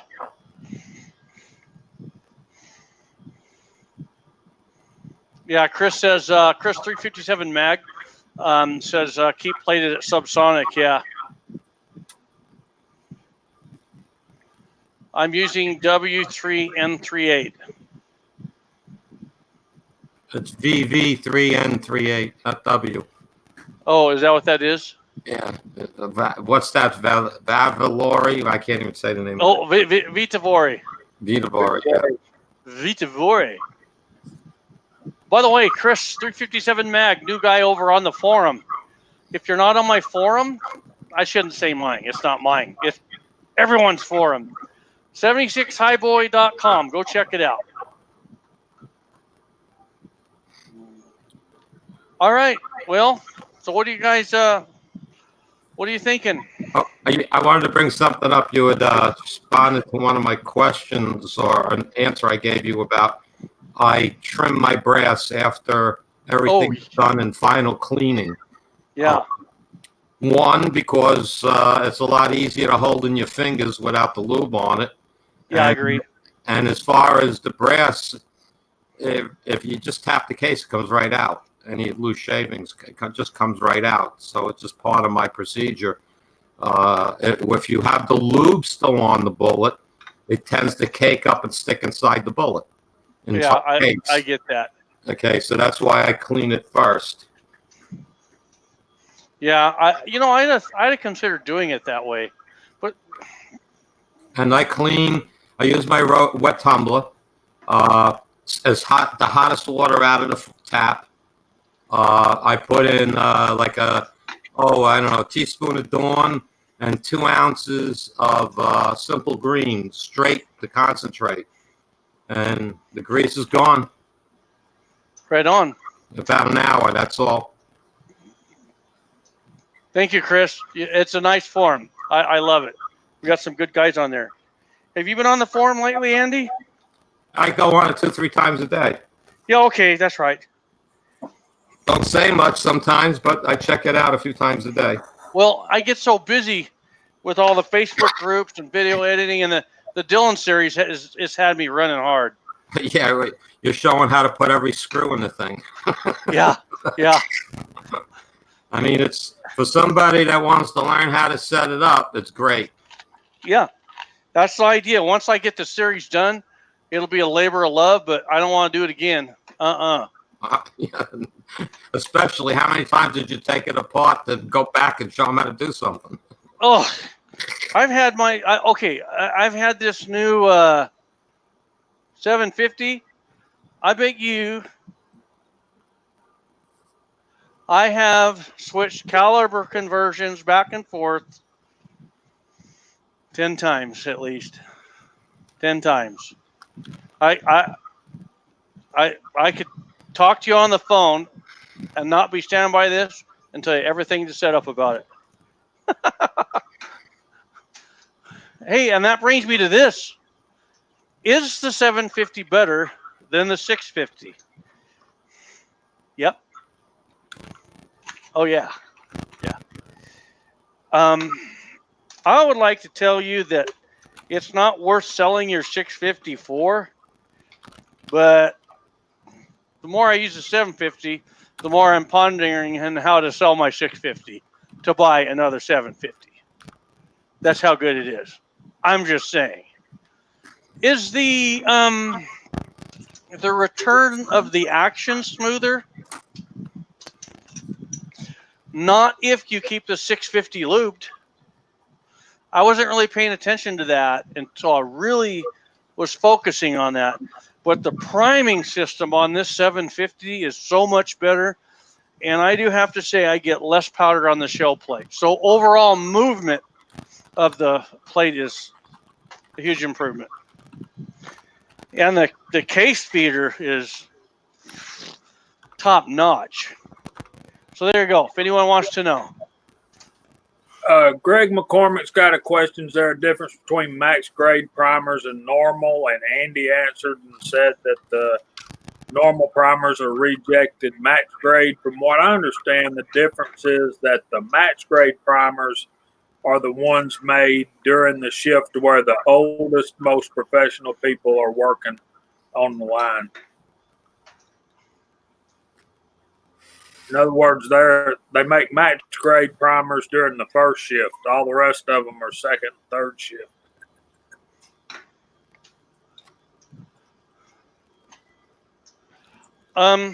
That's a good question. I've never even thought about it, to be honest with you. I got a book that talks about it, but it's been a couple years since I read it, so I think I'll have to go back and reread it. Very interesting. How I understand a match grade primer is you have priming compound in the primer, and that priming compound, when they apply it, okay, you have the primer cup, the compound, and the anvil, except in between the compound and the anvil is a clear coat.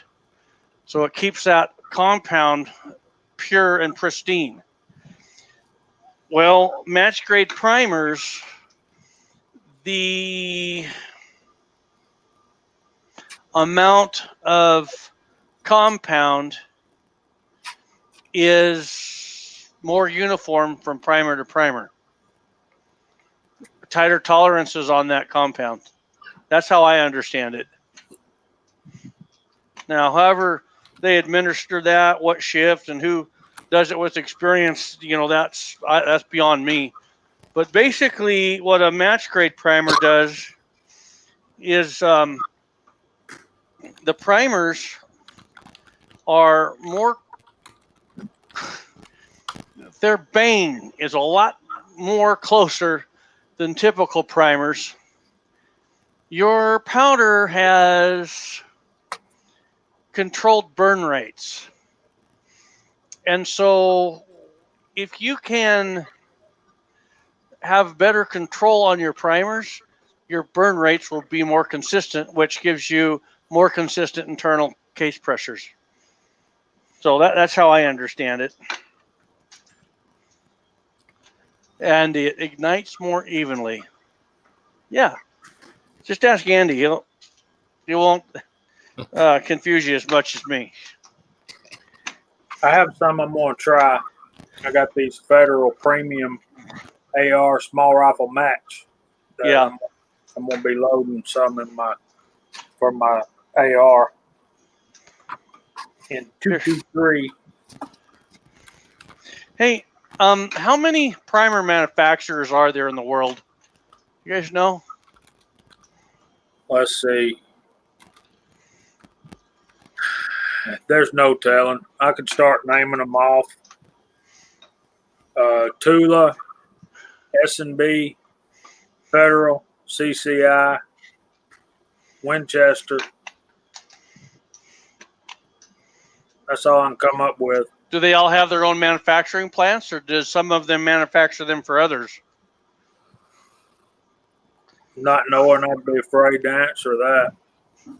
Well, there was a day, decades ago, how talking about, not trying to get into politics, but talking about how they'd like to, shut the gun industry down. They knew how many primer manufacturers there are in the world.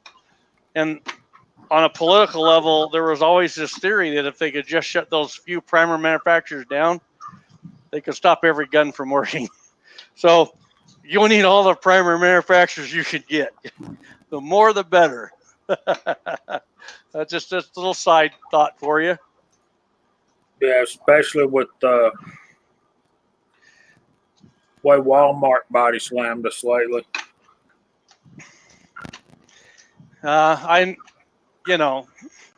No surprise, no shock there. Yeah, everybody's turning liberal on us, man. I don't know what to think. Why? I mean, okay, why are more people becoming liberal? I think it's because people in general, they want other people to do their thinking for them. You know what I'm saying? And so in order to have someone do your thinking, you have to start trusting them on every topic and just agree that, our government's going to fix that. And it's the brainwashing of people that don't really seek truth. That's it. We got too many people that don't want truth in our world. Yep. And you know what it is? Another thing, we got people that their lives are safe. Well, by the time I die, our country will be gone, but I won't be here. They don't care about their children and their children, saving that freedom for them, right? They just want their lives comfortable. And so we can sweep all this under the carpet, take the guns away for now, and we'll be fine. Or do they buy into it and really believe it? I don't know.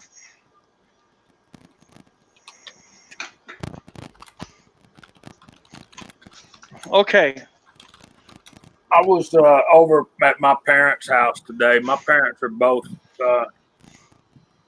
they're getting old. Their health is going down. And I found that movie with Denzel Washington in it. Okay, hang on. Greg McCormick, with respect, what you're asking is something very dangerous. That question tells me on your own, you're not picking up a reloading manual. We don't share load data in that way. You didn't ask what powder? Oh. So you're saying 24.5 grains of what powder? That's a load data information there. respectfully, I'm not trying to come down on you, but I don't allow those questions. Okay? Okay, go ahead, Jamie. I was just saying that I found that movie, The Book of Eli, for my parents to watch today. And you know the story. He's on a protecting the book. Everybody wants the book. Well, the reason they want the book is it holds all the secrets of life, and the book they're trying to get is actually the Holy Bible, and they don't know it. But Oh, wow. I That's won't. called The Book of Eli, huh? Yeah, it's an older movie with Denzel Washington. You guys, I won't spoil the end of it for you, but it's a very futuristic thing. And yeah, Greg McCormick, when you asked that question, I was going to point you to the Lyman 50th edition. Yes. Um, I mean, I understand why he's asking that, but that's one of those questions that's a low data question. Oh, yeah, okay. He had the but even at that, okay. I mean, okay. So he's got the Vitavori. website. Okay. All right, we'll help him. I'm wrong because he did tell us it was Vitavori. I think earlier he said that he was using Vitavori N350. I think, is that right, Greg?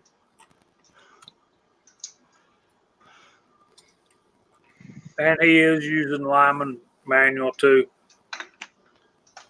What I generally do is I've got the lead book, I've got the Lyman 50th and the Lyman cast lead handbook because I do a lot of casting and stuff like that. But then I'll go on to the powder manufacturer like you're doing with the Vitavori, and then I will find me a range in the middle. I'll never go above the top load, but I never really start at the bottom either. So I'll Okay, get right there in the middle. I'm going to do something. I'm going to attempt to come onto this live stream with my cell phone in my office and see if I can pull that software up. Andy and Jamie, you guys want to kind of keep the show going for a moment, and let me see if I can locate that. Give me just about 3 minutes. Go for it. Okay, well, while you're doing that, I'll look up some load data in my Lyman 350 and my Lyman 50th, but I also know that he has this, so we can just review some of it. If I can get to Smith & Wesson 500 Magnum, is that what we're talking about? Those are some awful nice revolvers. That's what he said, the 500. And it's you just got to remember, you said plated bullets before, and then you mentioned loading for jacketed. Yeah. The two different bullets. If you're shooting berries, you cannot use load data for jacketed. I mean, you could use the lowest. No, I won't. Load, okay, for the plated, but that's already on the hot side. Can you guys hear me? Yes. Oh, good. You'll have to listen to my voice. I'm pulling my quick loads up. Yeah, I think I'm going to buy that software myself, but oh, I love this because the other one, that clone program of that, the data is just so slow coming. So, what bullet are we using, Greg McCormick?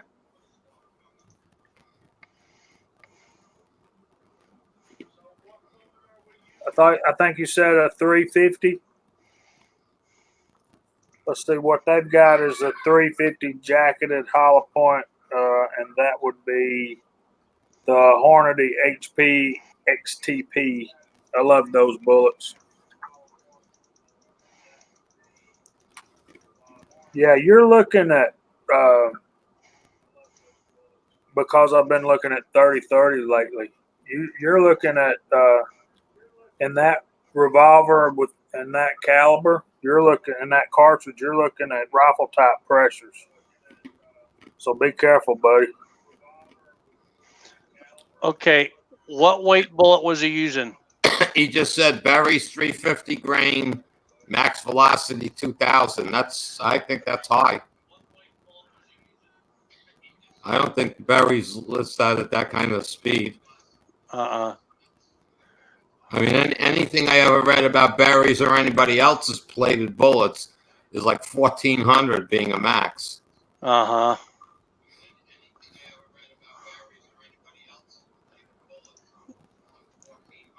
I can't see the comments, just so you know. He says that's what it says on the box, 22,000 feet per second. But you also got to remember, Greg, weren't you talking about having leading in your barrel? I mean, copper in your barrel. That was for a rifle, wasn't it, though? Yeah, it has a cantilure, so you pretty much know where to seat them.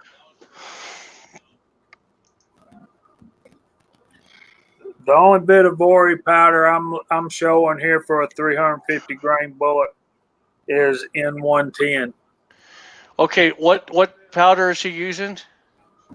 I think he said 350. Bit of Vori N350. Or was it? No, Okay, I'm going to come on. 3N38. 3N38. 38.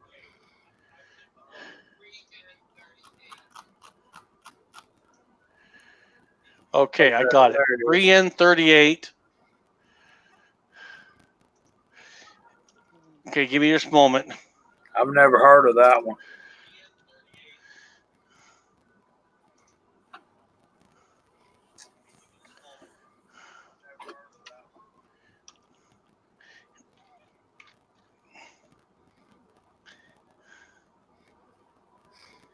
Yeah, but I don't care if the box is 2000. I can't believe that. That's Yeah.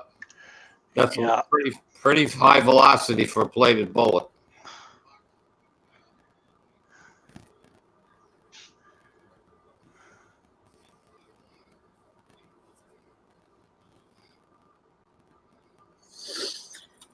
Yeah, with those plated bullets, I'd probably load them up at the minimum charge and go to the range and have fun.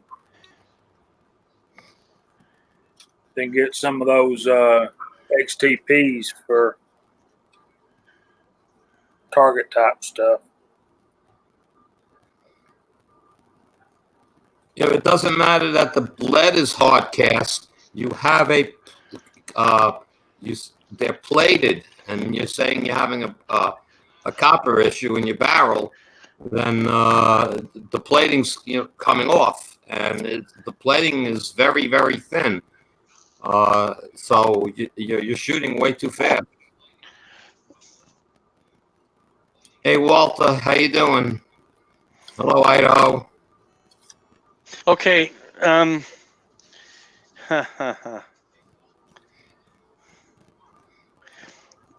Okay. I had to use a Sierra bullet, a 350 grain jacket hollow point, because I can't find a plated bullet of 350 grains. I suppose it's somewhere in my software, but it could take me 10 minutes to find it. So I used the 350 grain jacket hollow point for the 500 Smith & Wesson Magnum, a Vitavori 3N38. When I put in 15 grains, my pressure is 8,000. Now, he said 24 point what? What a 24 point something, but 24, that's got to be off the wall. That's showing 21,350 PSI. And that's minuscule in that revolver. Mm-hmm. Well, I'll tell you what. It's a big case. Maximum case capacity overflow is 63 grains. So you could put 63 grains before you overflow that case. Of that powder. Yeah. Now, I want all of yours to know this is based off a theory. This is my software. You go running this and hurt yourself, you can't blame me. Let's see what 30 grains will give us just for 30 grains. Obsolete data. Yeah, Reloaded dude. He's got a 350 grain plated in the 500 Smith & Wesson, and he's loading it at about 24 grains of Vitavori 3N38 or whatever he said.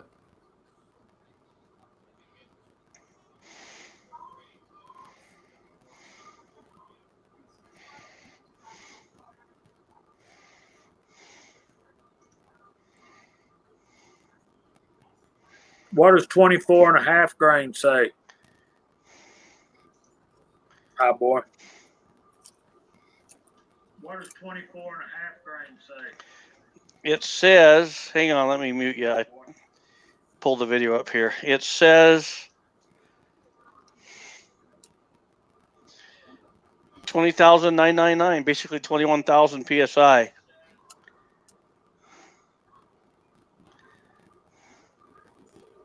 Does it give you a velocity?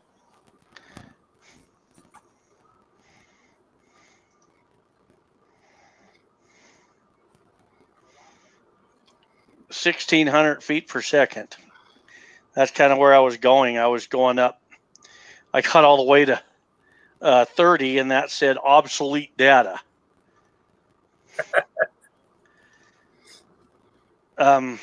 That's Actually, saying danger, Will Robinson. Danger, danger. well, no. 30 grains. It took 30 grains. Hang on. 32 grains. I think obsolete data means it's just not data. It doesn't mean it's dangerous. Because even at 32 grains, that's 37,000. That's a lot of. I don't know what the max PSI is on that 500 Magnum. I don't know. Well, I can give you some numbers right here. Okay. Well, what are they? I'm seeing for jacketed bullets, they're running from with that particular bullet, that 350 grain bullet, the highest one is 48,100. Yeah. So you're up there in rifle territory. Yeah. Okay, so 24 grains, you're pushing right at 1,600 feet per second.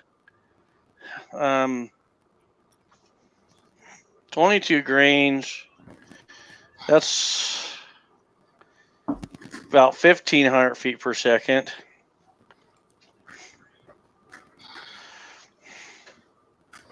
So there you go, Greg. You're getting all kind of good stuff. 21 grains is a little over 1,400 feet per second, and 20 grains is right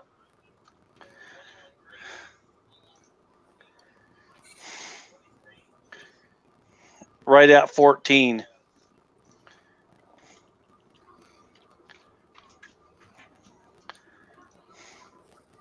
Yeah, I agree, Reloader, dude. I'm thinking around that 14 to 1,500 ought to be top. Well, actually, we got a problem. I went to 18 grains. That gives us 1,300 feet per second, but you're only talking 500 feet per, or 11,600 PSI. Our pressure's starting to get kind of low. Yeah. That's even though you got your velocity, you don't have any pressure. Okay, 20 grains is 1,400 feet per second, and your PSI is 14. I've never done Smith & Wesson, so I don't know 500 Magnum. I don't know any of these numbers. I don't, if I, okay, like I couldn't really tell you 44 Magnum numbers, but let's say you take a known load for 44 Magnum that you've shot and you put it into this software and it gives you an idea of what your pressures are, then you have something, a truth tale to follow. But with the 500 Smith & Wesson, I don't know anything about it really, so I don't know. Do we have a known? Give me a known bullet. Are you looking at load data for that? I have the 50th Lyman 50th book opened up. Okay, let me pull my Lyman bullet data up. Let's do it that way.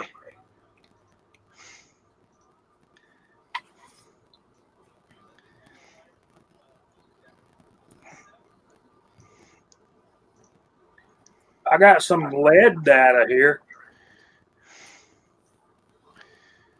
Does it tell you PSI and all that? It does.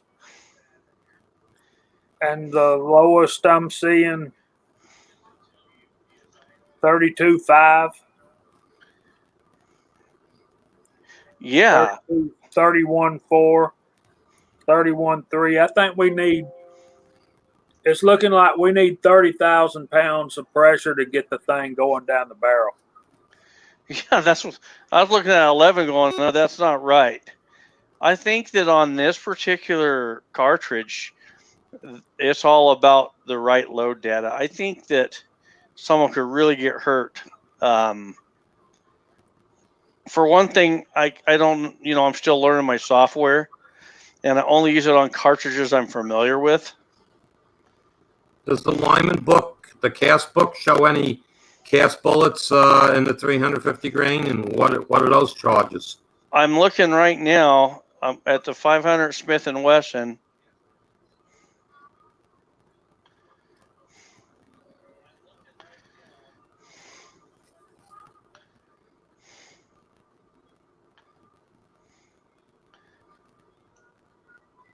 It took me a month of research before I loaded my first 9mm with the Winchester WSH powder. Yeah, right. You know, the research is everything before you load and pull that trigger. Yeah. And I'm loading 4.1 grains with a 125 grain lead bullet, and shooting great and everything else. But I probably can go down to maybe 3.7 grains and be very happy. Well, just to tell you, I think at this point, well, I think that he needs to verify his load data through actual load data. And then from there, he can begin his researching out a little further. I'm just, through everything I've ran, I would not run any of the data I've put and trust it. So, but I've never loaded for that monster. Yeah, but like I said, look for a cast bullet, 350 grain cast bullet, and put that powder in and see what it says for cast. Problem is, I'm not finding a cast bullet of that weight. No, nothing close. Do you have the Lyman cast book, Jim? He does. So, Greg, if you have the 50th Lyman, which you said you did, and it does kick like a mule, if you look on the last page of the 500 Smith & Wesson section, and in my book, that's page 465, there's load data for a 375 grain number 2 alloy cast lead bullet. If you use that load data at the minimum, and you're going to have to get some more powders because this Revolver powder. The problem is that I see is your powder is not matching up with the data that we have available. And you also need to understand the difference between a cast lead bullet, a plated copper bullet, and a copper jacketed bullet. A copper plated bullet, which is what you're trying to use, is basically a cast lead bullet that's electroplated to get the copper on there, whereas a copper jacketed bullet that's all swaged together with high pressure machines, and it's a much harder copper than what we're looking at with the plated stuff. Did I say that correctly? Yeah, you did a good job with that. So you would be better off with a cast lead bullet, gas checked, and powder coated than you are with that plated bullet and that particular cartridge, in my opinion. But you Okay. Agreed. Yep. Okay, what was that last statement you made, Jamie? I said it's to me in that cartridge with a plated bullet, he'd be better off with a cast lead bullet that's powder coated and gas checked. I understand. Because you have data here for a cast lead bullet. And let me say this about that. You're running a 350 grain plated bullet, but you can use this 375 grain data because you've got less bullet weight, so it's going to require less pressure to get it moving. And I would take that minimum charge, cut it down by about 10%, and go with that. And you're still looking with Unique. It's designed as a reduced load, and they're looking at 12 and a half grains on that 375, and that's still running 1,000 feet per second. I think if you had some Unique and you could run that bullet at 12 and a half grains, you should get around 1,100, maybe 1,150 feet per second, and your pressure will be way down in the 16 to 18,000 range. But I think Highboy and Andy would agree that when you're looking at load data, you can do some thinking with a higher bullet weight. And if you're using a lower cast bullet or a lower bullet weight, you can use a higher data to base what you're assuming is going to happen on. The biggest thing is don't load 50 of them. Load 5 of them. Right. Yeah. You know, load 5 at 12 and a half grains. Load 5 more at 13.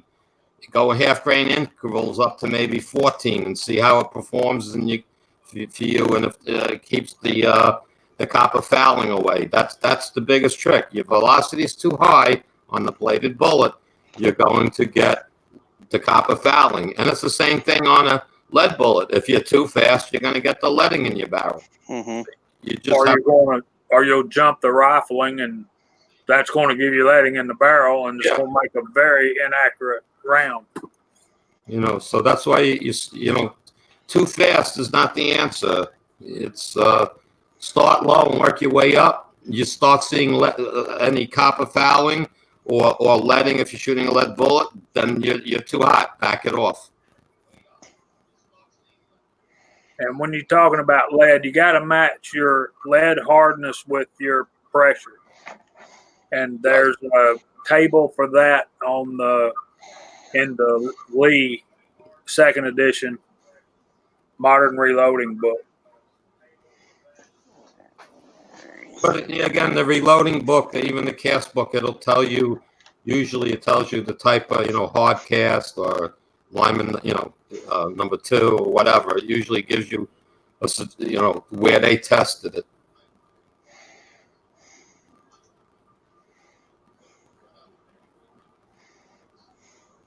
Yeah, I think Reloader dude summed it up. No plated bullets for big bore pressures. Yeah, I was going to say I would either go a cast bullet or I would go a jacketed. But the nice thing about the cast is that Smith & Wesson isn't cheap, and you got a lot of pressures. If you're doing a good job of seating and crimping that cartridge, you're never going to hurt the forcing cone of that. But jacketed bullets, they can be really hard on a revolver. So I've always favored cast bullets because of that.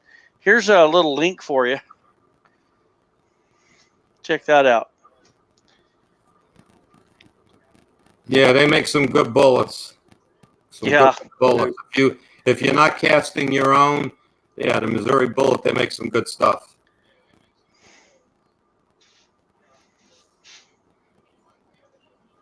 But just obviously you got the plated bullets. I don't know how many you have, but again, go to the low end of lead and for your powder load, do 5 of them, shoot it.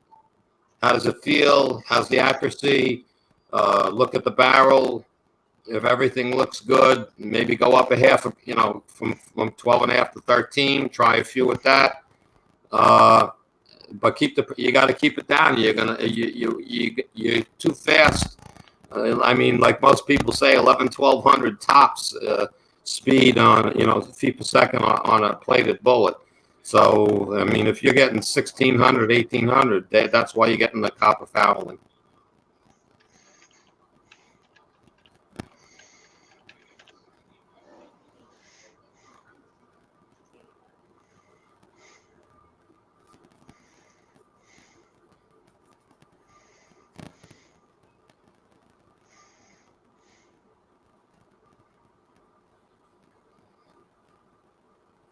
Wow, that was kind of fun, wasn't it? Well, it was good. It's a lot of good, positive information. People on the side chat pitching in. I'm sure Greg learned a lot of information. Sounds like he's a little bit on the new side on reloading, especially for plated or cast. And I'm sure he just got a real good education. And I want to apologize to Greg because when I read his, I just thought he was asking for the load data, and I didn't realize that he had stated the actual powder for that. And so I apologize, so I'm glad we could at least dive into that. Very interesting. We don't like to, nobody wants to really give out low data. I mean, personally, you call each other on the phone, and you may want to, you know each other, you trust each other differently. But for someone to come out and tell you, oh, I use that powder, and 30 grains is fine, and don't know this guy from nowhere, I wouldn't try the load. Yeah, and the scary thing is, we're all following along in this live stream, and it's all good. But then in 3 weeks from now, some guy might come along and start writing them numbers down, and think, hey, I think I'll try this out. And so if you're doing that, use it at your own risk, because we didn't say that's what it was. Yep, we're definitely not giving you the date. We're telling you a starting point maybe, but that's about it. Work your way up. Yeah. I remember I wanted to do a 35 Remington video for my series, and I had some of the Shooter's World powder, and I did like Andy was talking about.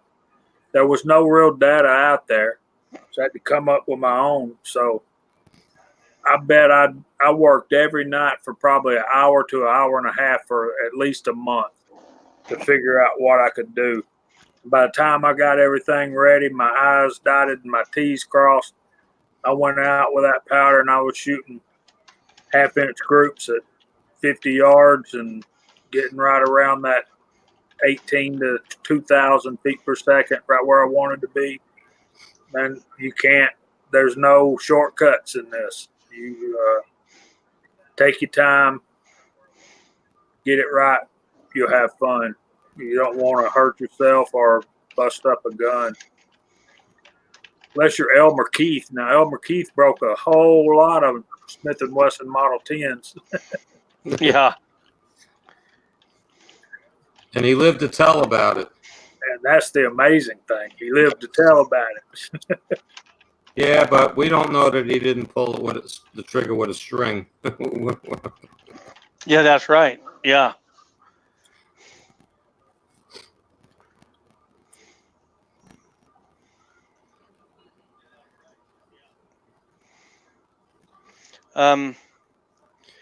Go on our forum. We're at 296 members.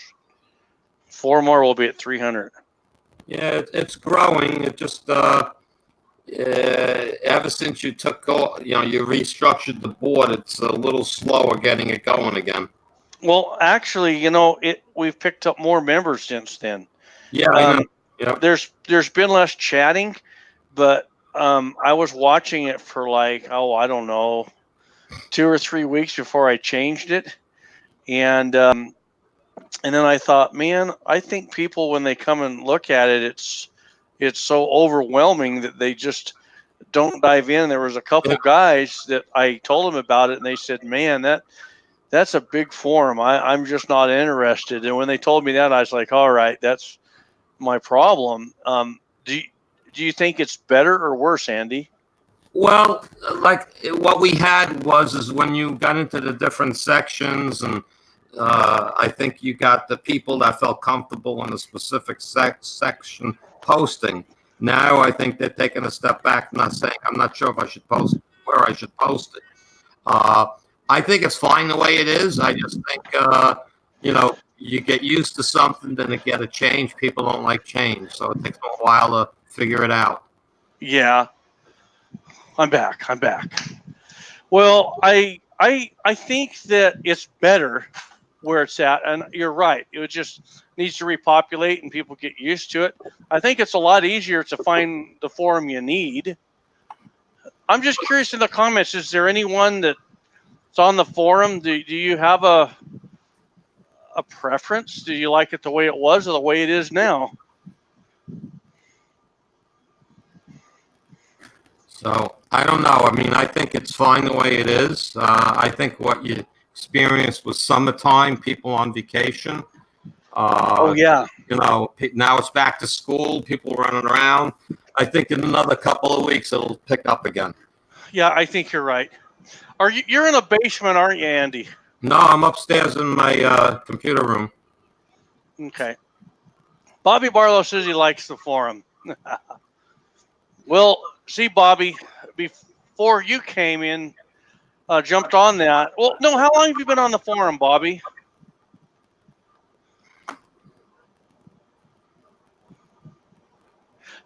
Surviving Chicago. I'm putting in the paperwork to have Andy adopt you. Okay, Reb, are you saying you like it better now?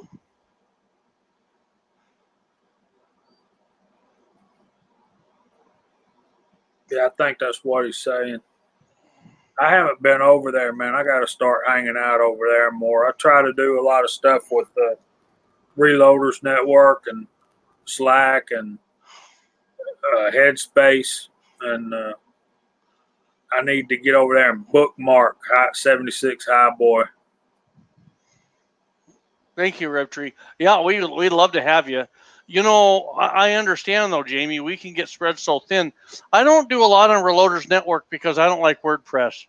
After I had a slug of that from my last website, I went over to Reloaders Network a couple of times, and I got so lost in it. I was like, and then I didn't leave it. It's just that I didn't think to go back, really.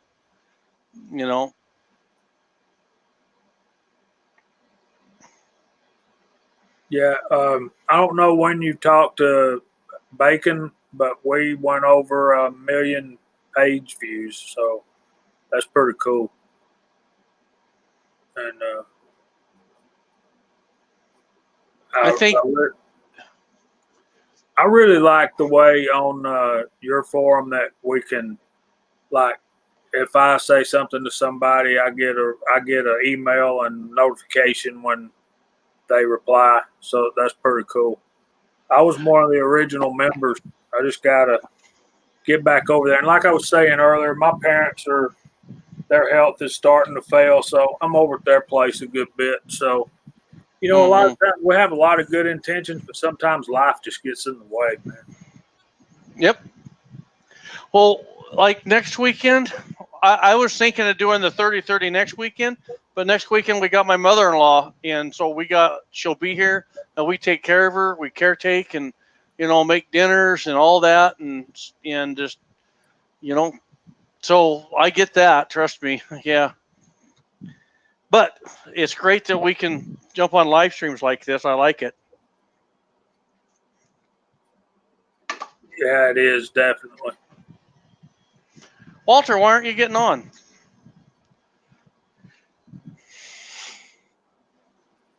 If I knock my camcorder down one more time, hang on, Walter. Walter, don't spoil my party, man. I've got these ideas in my mind about, I can't wait to retire where I can sleep late and stay up and watch cowboy movies and then reload and go to the range and just go hunting all the time and ride my motorcycle all the time. And everybody I talk to say, well, when I retired, I don't understand how I had time to hold down a job. So I just don't want to be that guy, but I know I'm going to be that guy. Well, Walter, there's the link if you want to jump on, buddy. Even if it's just a quick hi.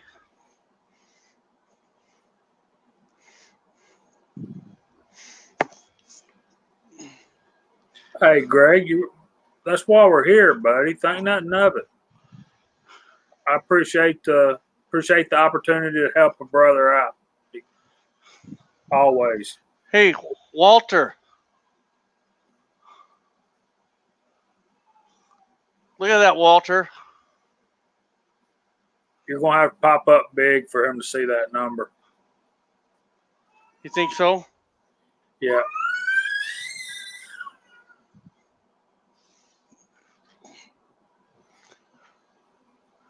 Okay, hang on.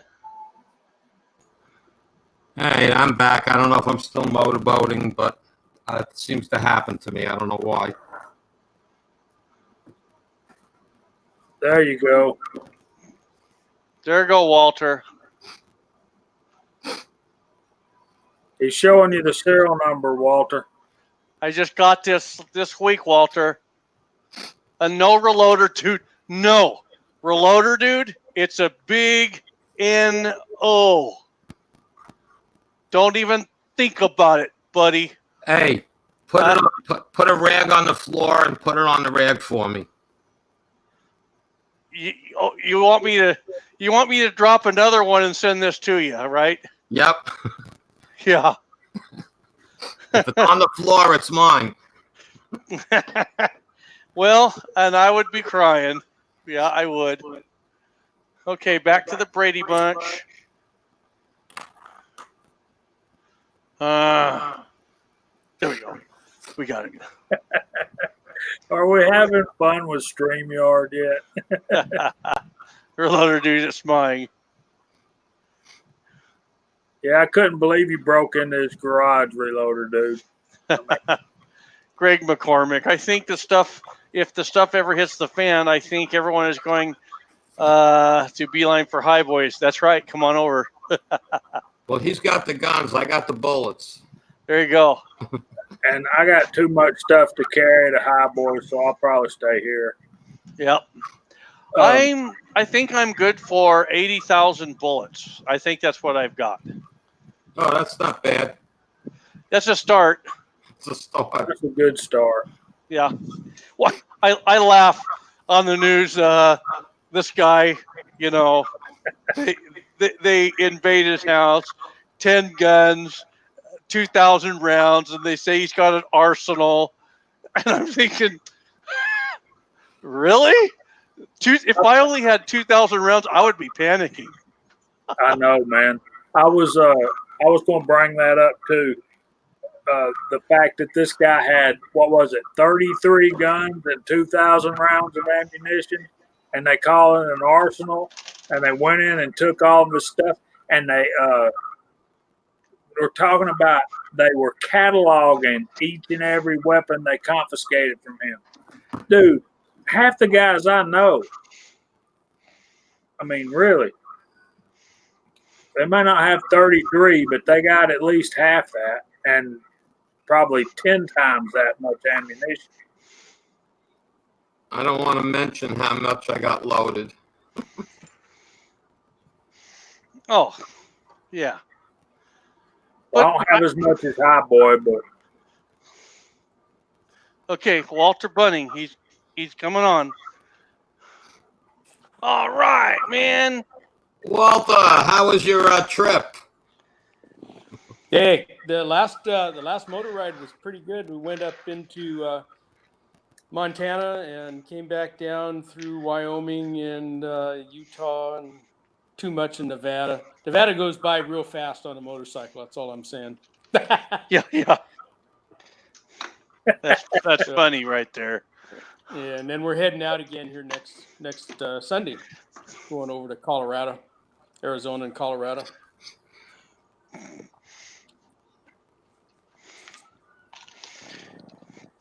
Yeah, I'm looking forward to this 30-30 stuff too, Reb Tyree.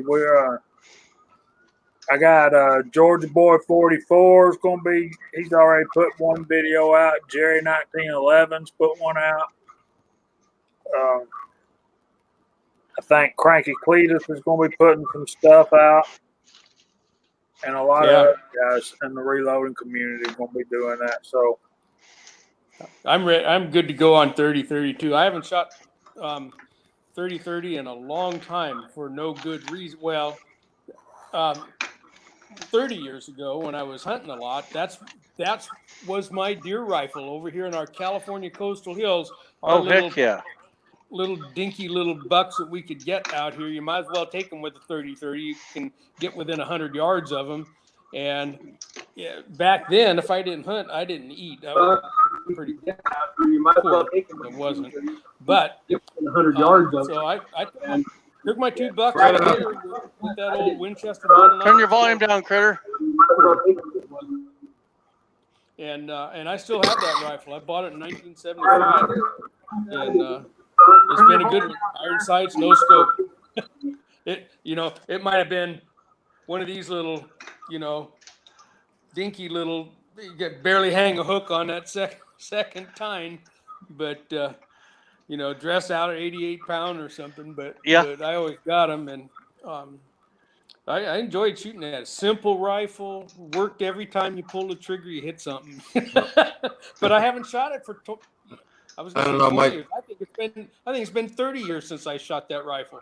It's in excellent condition. Hadn't got a rust spot on it, but so I'm kind of looking forward to this too. My third deer is when I went out and bought the 30-06 because I was walking back from the woods, and the field is about 1,800 yards.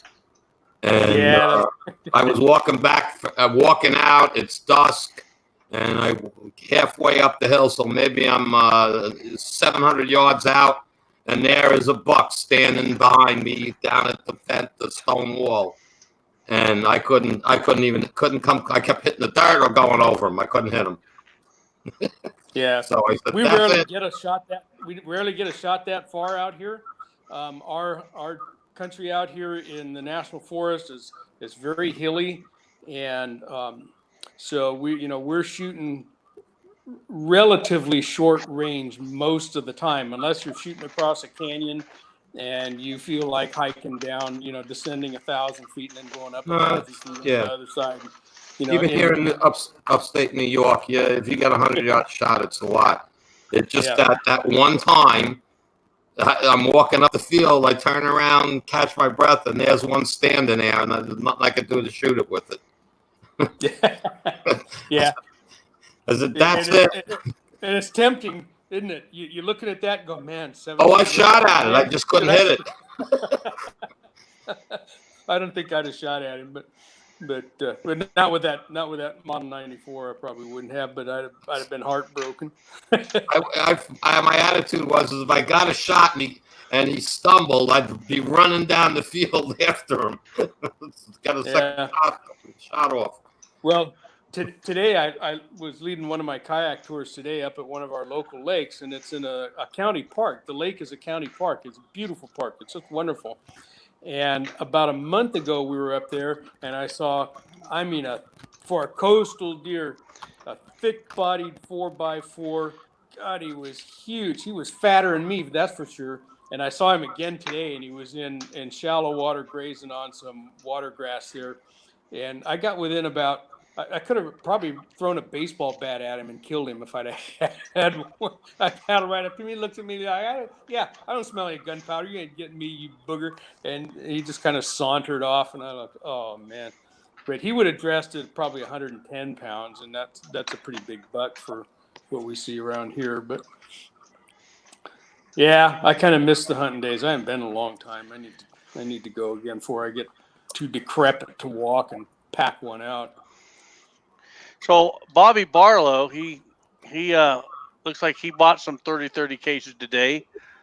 In 2 weeks we'll do a reloading live stream workshop. I have my Dillon 750 set up for 30-30. So I'm thinking I should do a couple live stream loading workshops, one on the turret press one weekend and the next weekend on the Dillon. What do you guys think? And Oh, that that would sounds be good to me. interesting to see a progressive do any rifle to me. Another brass Yeah. barrel.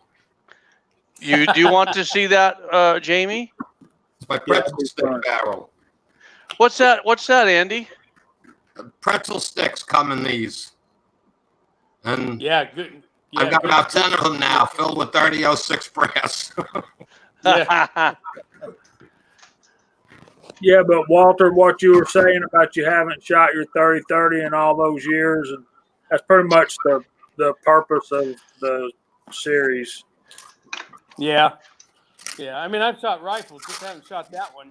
And you get that first 30-30, that good old Model 94 is such a great rifle back in the day when they're all being made here, in country. And it's short, it's lightweight, it's got some scabbard where I horse pack, back up into our hunting territory here. That's what that rifle got used for. And it lived under the, my right leg on horseback most of the time when it went out.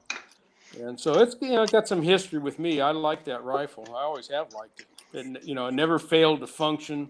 But back then, I wasn't hand loading 30-30. I was shooting all factory ammo. It was cheap enough back in those days.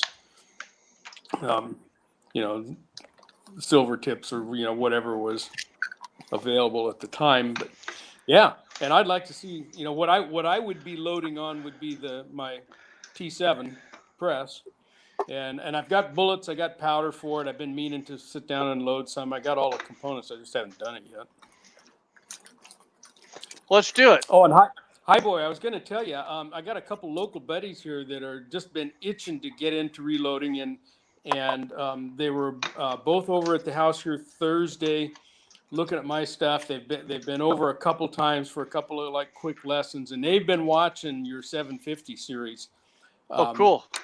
They're both going to be brand new reloaders, and they both thought they wanted to start with the progressive, and I've talked them out of starting with that and into starting with a T7 and learning the basics first on the T7 and learn to feel what each die is supposed to feel like and what each die does and how to watch each die. And I got to tell them, I don't have a Dillon. So I put the Hornady lock and load up there, and I said, okay, watch this. Now watch it once, you guys, and tell me what's going on each one. And they go, oh, we can't do that. I said, yeah, well, that's what you got to do with a progressive press. And if you don't know what you're looking at, you're going to end up making mistakes. So they're both fixing to order T7s, and they'll go through the Brownells link too, incidentally.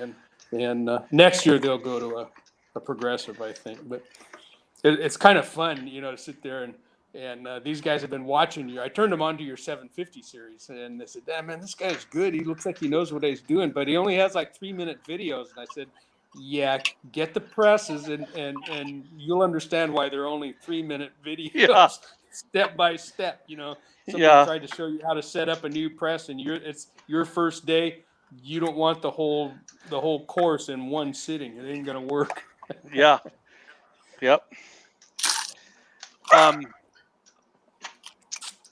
So I think what we'll do next weekend, we're going to have my mother-in-law. I don't know if I'll be able to do a live stream, but I'm going to try. And so maybe what we can do is tiptoe into a live stream of just getting into it, talking about just the basics of 30-30. Then the next weekend, we can strike it up and we can do a full reloading workshop on the T7 turret, and the weekend after do it on the 750. Oh, I love that. That sounds good. I'll be in, let's see, next weekend, next Sunday, week from tomorrow, I'm leaving out of here at dark 30 on the motorbike for Colorado, and we'll be in. I'll try to tune in a little bit. If you do it on Saturday night, I'll tune in a little bit, and then the following weekend I'll be over in Hotchkiss, Colorado on that Friday, Saturday night, and that'd be kind of fun. I'll take my iPad with me and see if I can't sign on from over there. That'd be kind of fun. Yeah, that would be cool.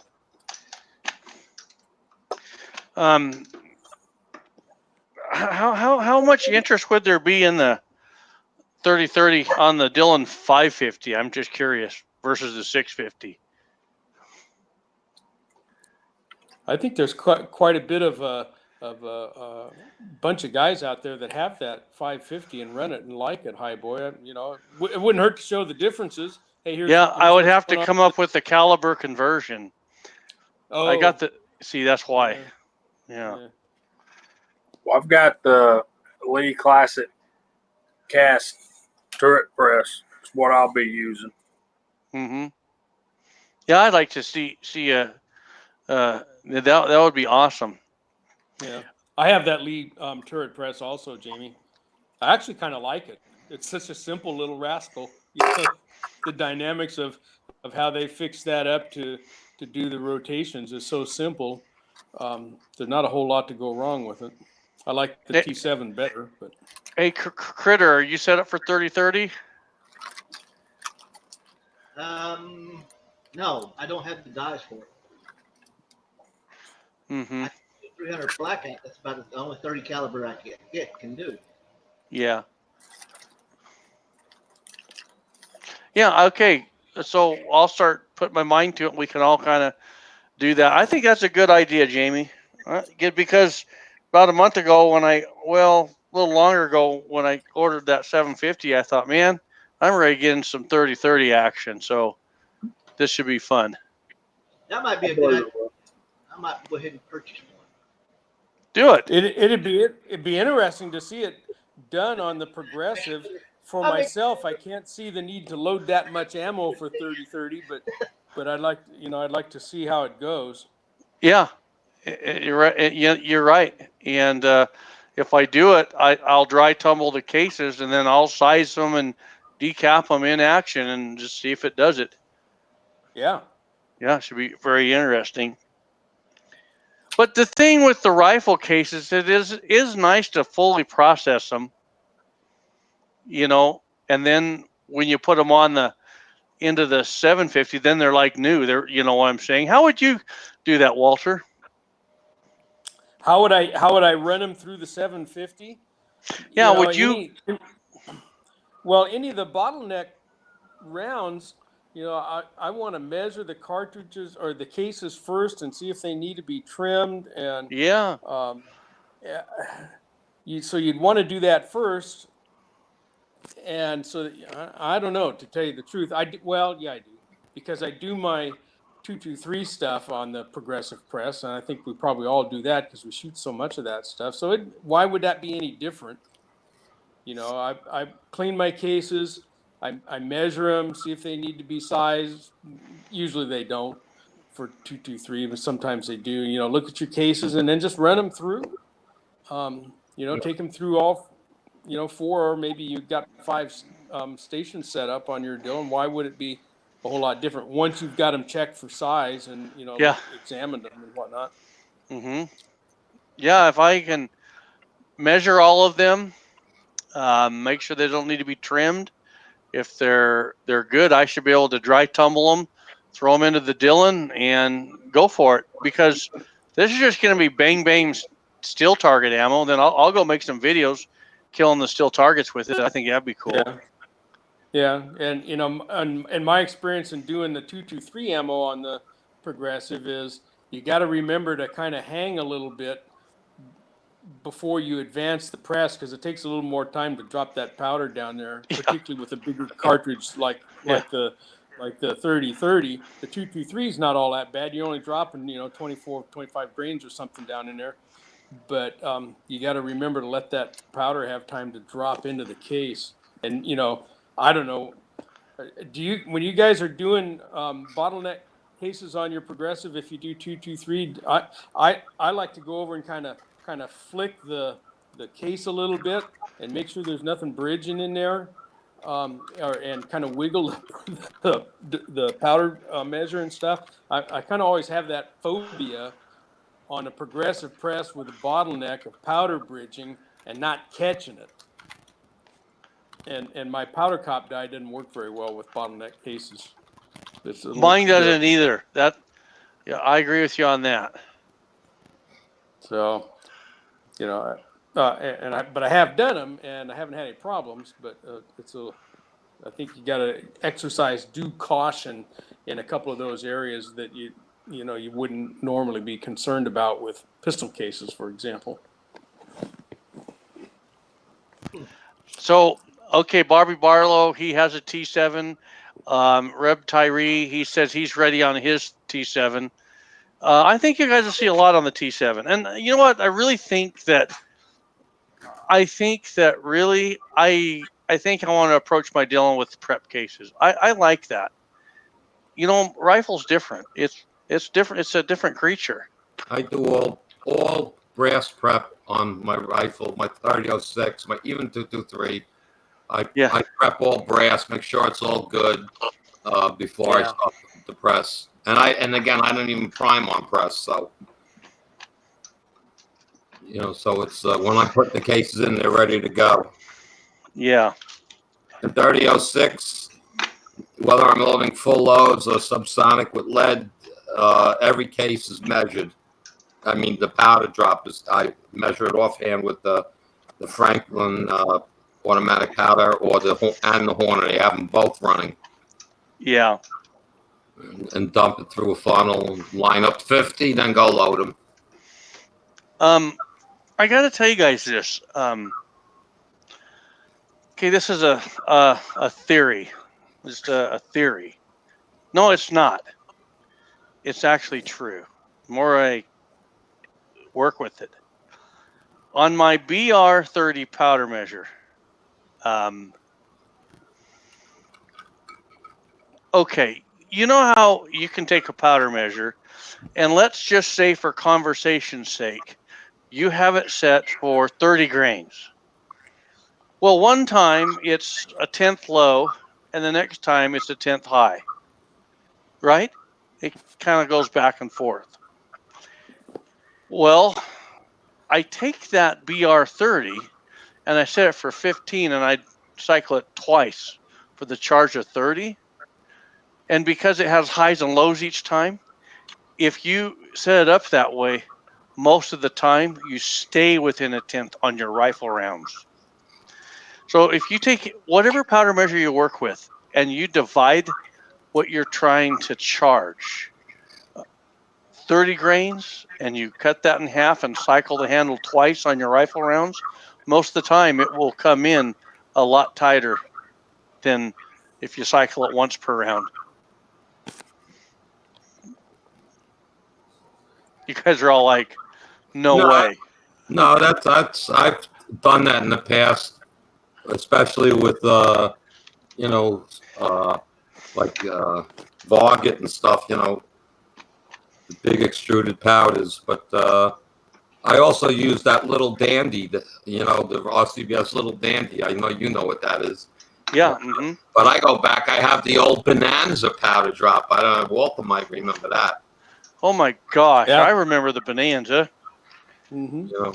And back from the Hollywood days. Yeah, I used that. That was what I used to load my wad cutters back in the 70s. 2.5 grains a bullseye, man. Bing, bing, bing, bing, bing, bing, right across. Okay, reloader dude, I do 5 throws and then divide to get mine set up. Can you clarify more on that? I think he's saying he does five throws, adds them all up, then divides by 5 to see what the average throw is. Oh yeah. I see. Yeah. Hey, I got a StreamYard question for you guys. This is the first time that I've used this, so I'm looking down here at the bottom of my screen, and I got some icons down here, and one of them says chat, and there's like a little number 2 or something there. If I hit that little or chat icon, does that take me away from the live stream and take me to the chat, or does it just let me see the chat over on the sidebar or something?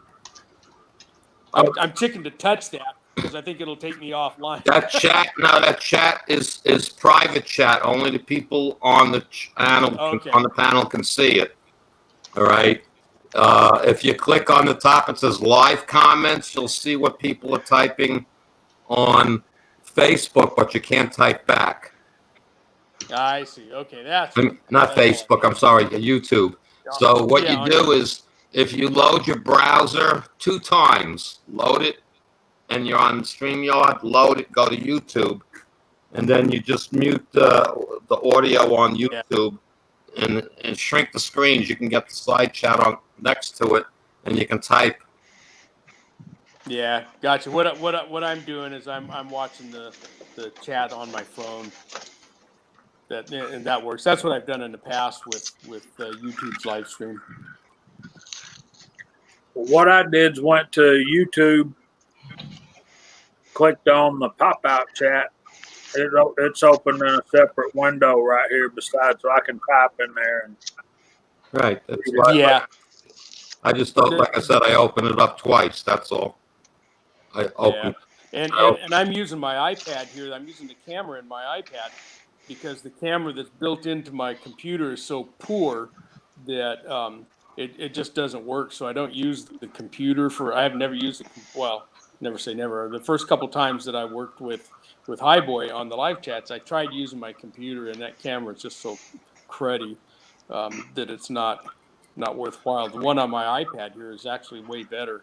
So what I do is you're seeing me on the iPad, and then, when I'm out in the garage, when you guys see me out there and the kayaks are sitting over my head ready to fall on me or something, I'm doing exactly the same thing, and I'm watching the comments on my phone. And that works fine. But I end up doing this, I'm looking over here and trying to see what Critter said over there. So, Critter, I've not seen you before, man. I'm Jamie. My channel's J8586. Nice to meet you, brother. Critter's one of my little bit of my muscle on the forum. He gets out of line, he just ticks them off. But everyone's, hey, we've never had anyone get in a fight on the forum. No. Ever. I tried to stop it. Huh? I tried to stop it. Getting that yeah. Far. Mm-hmm. Well, he must be doing a fine job then. Yeah. Hey, Walter, what do you think of that Ruger I showed you? Serial number 2512. I couldn't see it, Highboy. Right at the time you stuck it up in the camera there, I was trying to figure out how to get on StreamYard, so I didn't see it. Okay, hang on. I'm going to do this. What happened to Andy? Andy vanished. Huh? I didn't do that. Yeah, he went to get something to drink or something again. Okay. Okay, Walter. Okay, I'm going to be watching your expression on this. Okay. What would you do if you walked into the pawn shop and saw that? Hang on, let me get it just right. What are you trying to show me? The serial number. Oh, I can't see it. Keep looking. I'll get it right for you. The angle's wrong. It's 2512. 2512. 2,512. Yeah. Holy cow! Look at the condition it's in. Look at the condition. Yeah, I'm looking at it. I don't even see a cylinder ring on it. 6.5. 6.5. Yeah.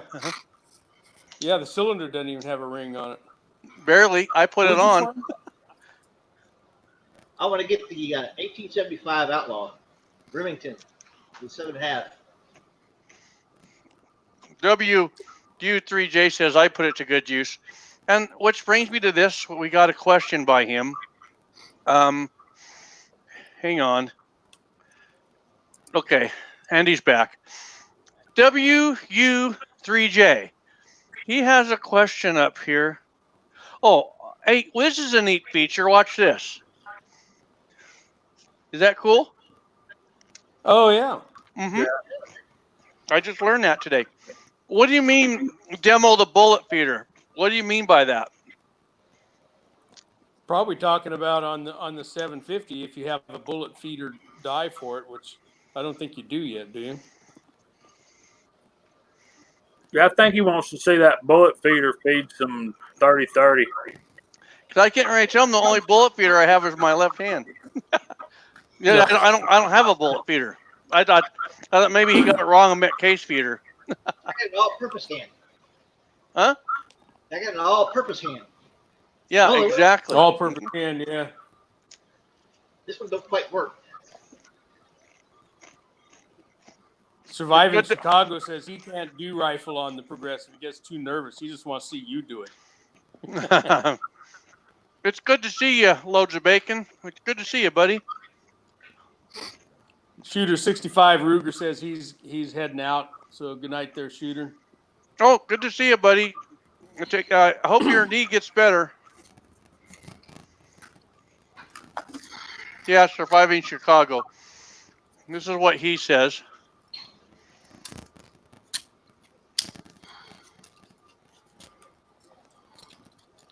I'll be doing it. And when I get a 308, I'll be doing it on my 750. I'll be You doing know it. a lock and load on the 300 blackout.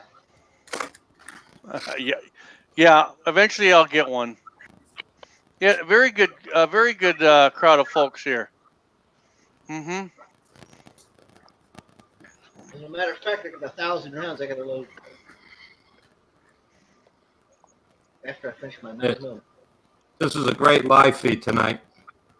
Oh, I think it's great, and I'm really humbled that everyone stopped in. And that's what Miss Highboy says.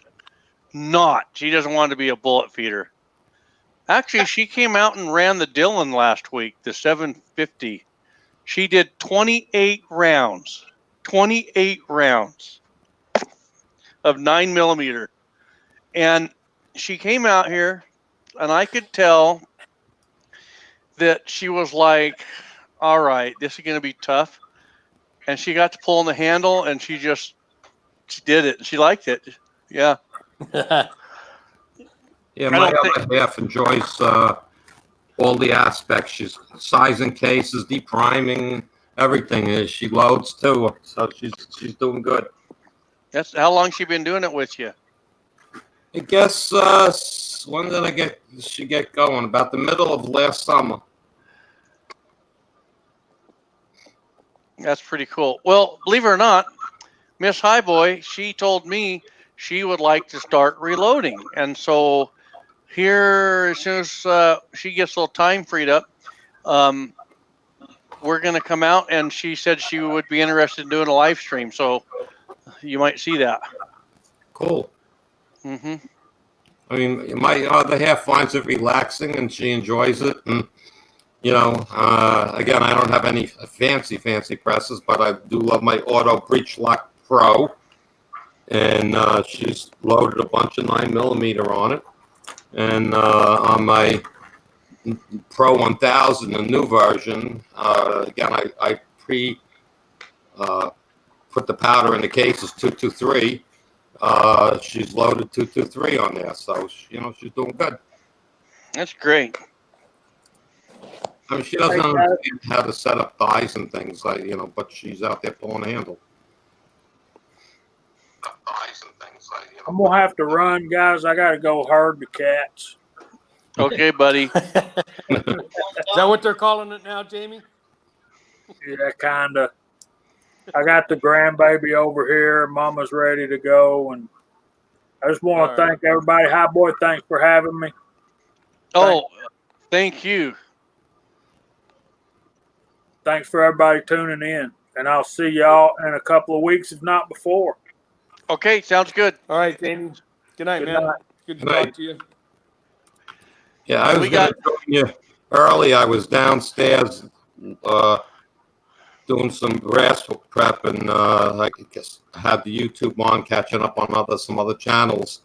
and you came on. I was going to go live with you then, but I'm sitting there in a pair of shorts. That's it. It's a little warm in the basement, so I figured, yeah, you don't want me online topless. Yeah.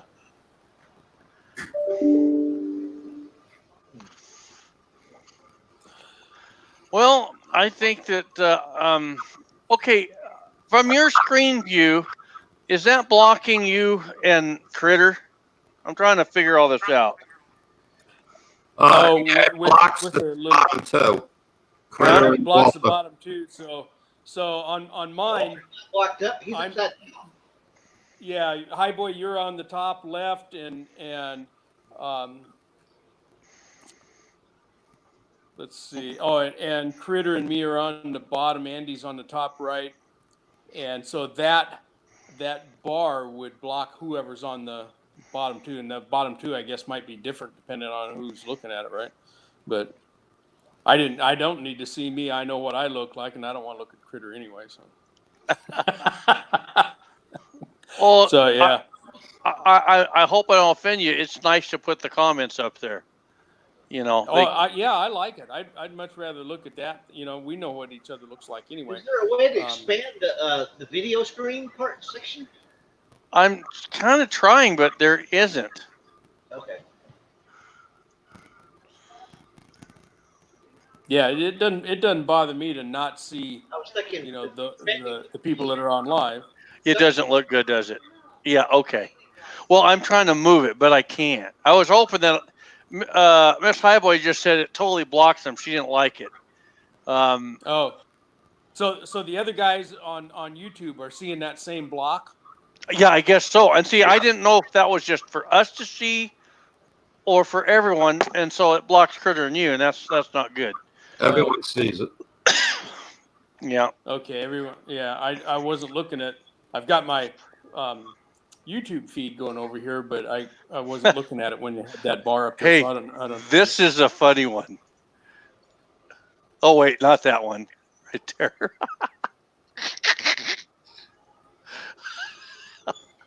It blocks baby face.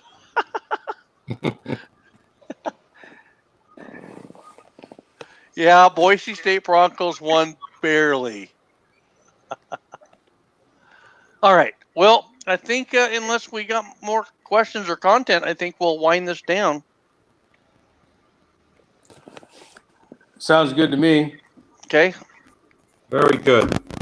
Okay. Yeah, great live stream. So, all right. I'm not sure about next weekend, but in 2 weeks for sure, 30-30 Winchester. And if I'm not going to know until the last minute because next weekend we got my mother-in-law, and it just depends on how she feels from 1 hour to the next. So just stay tuned for a live stream next weekend, but in 2 weeks for sure we'll do it, and I'll advertise it. So, all right. Good enough. Everybody type 30-30 win, and we'll call you out. Dang. I don't know if I can spell 30-30.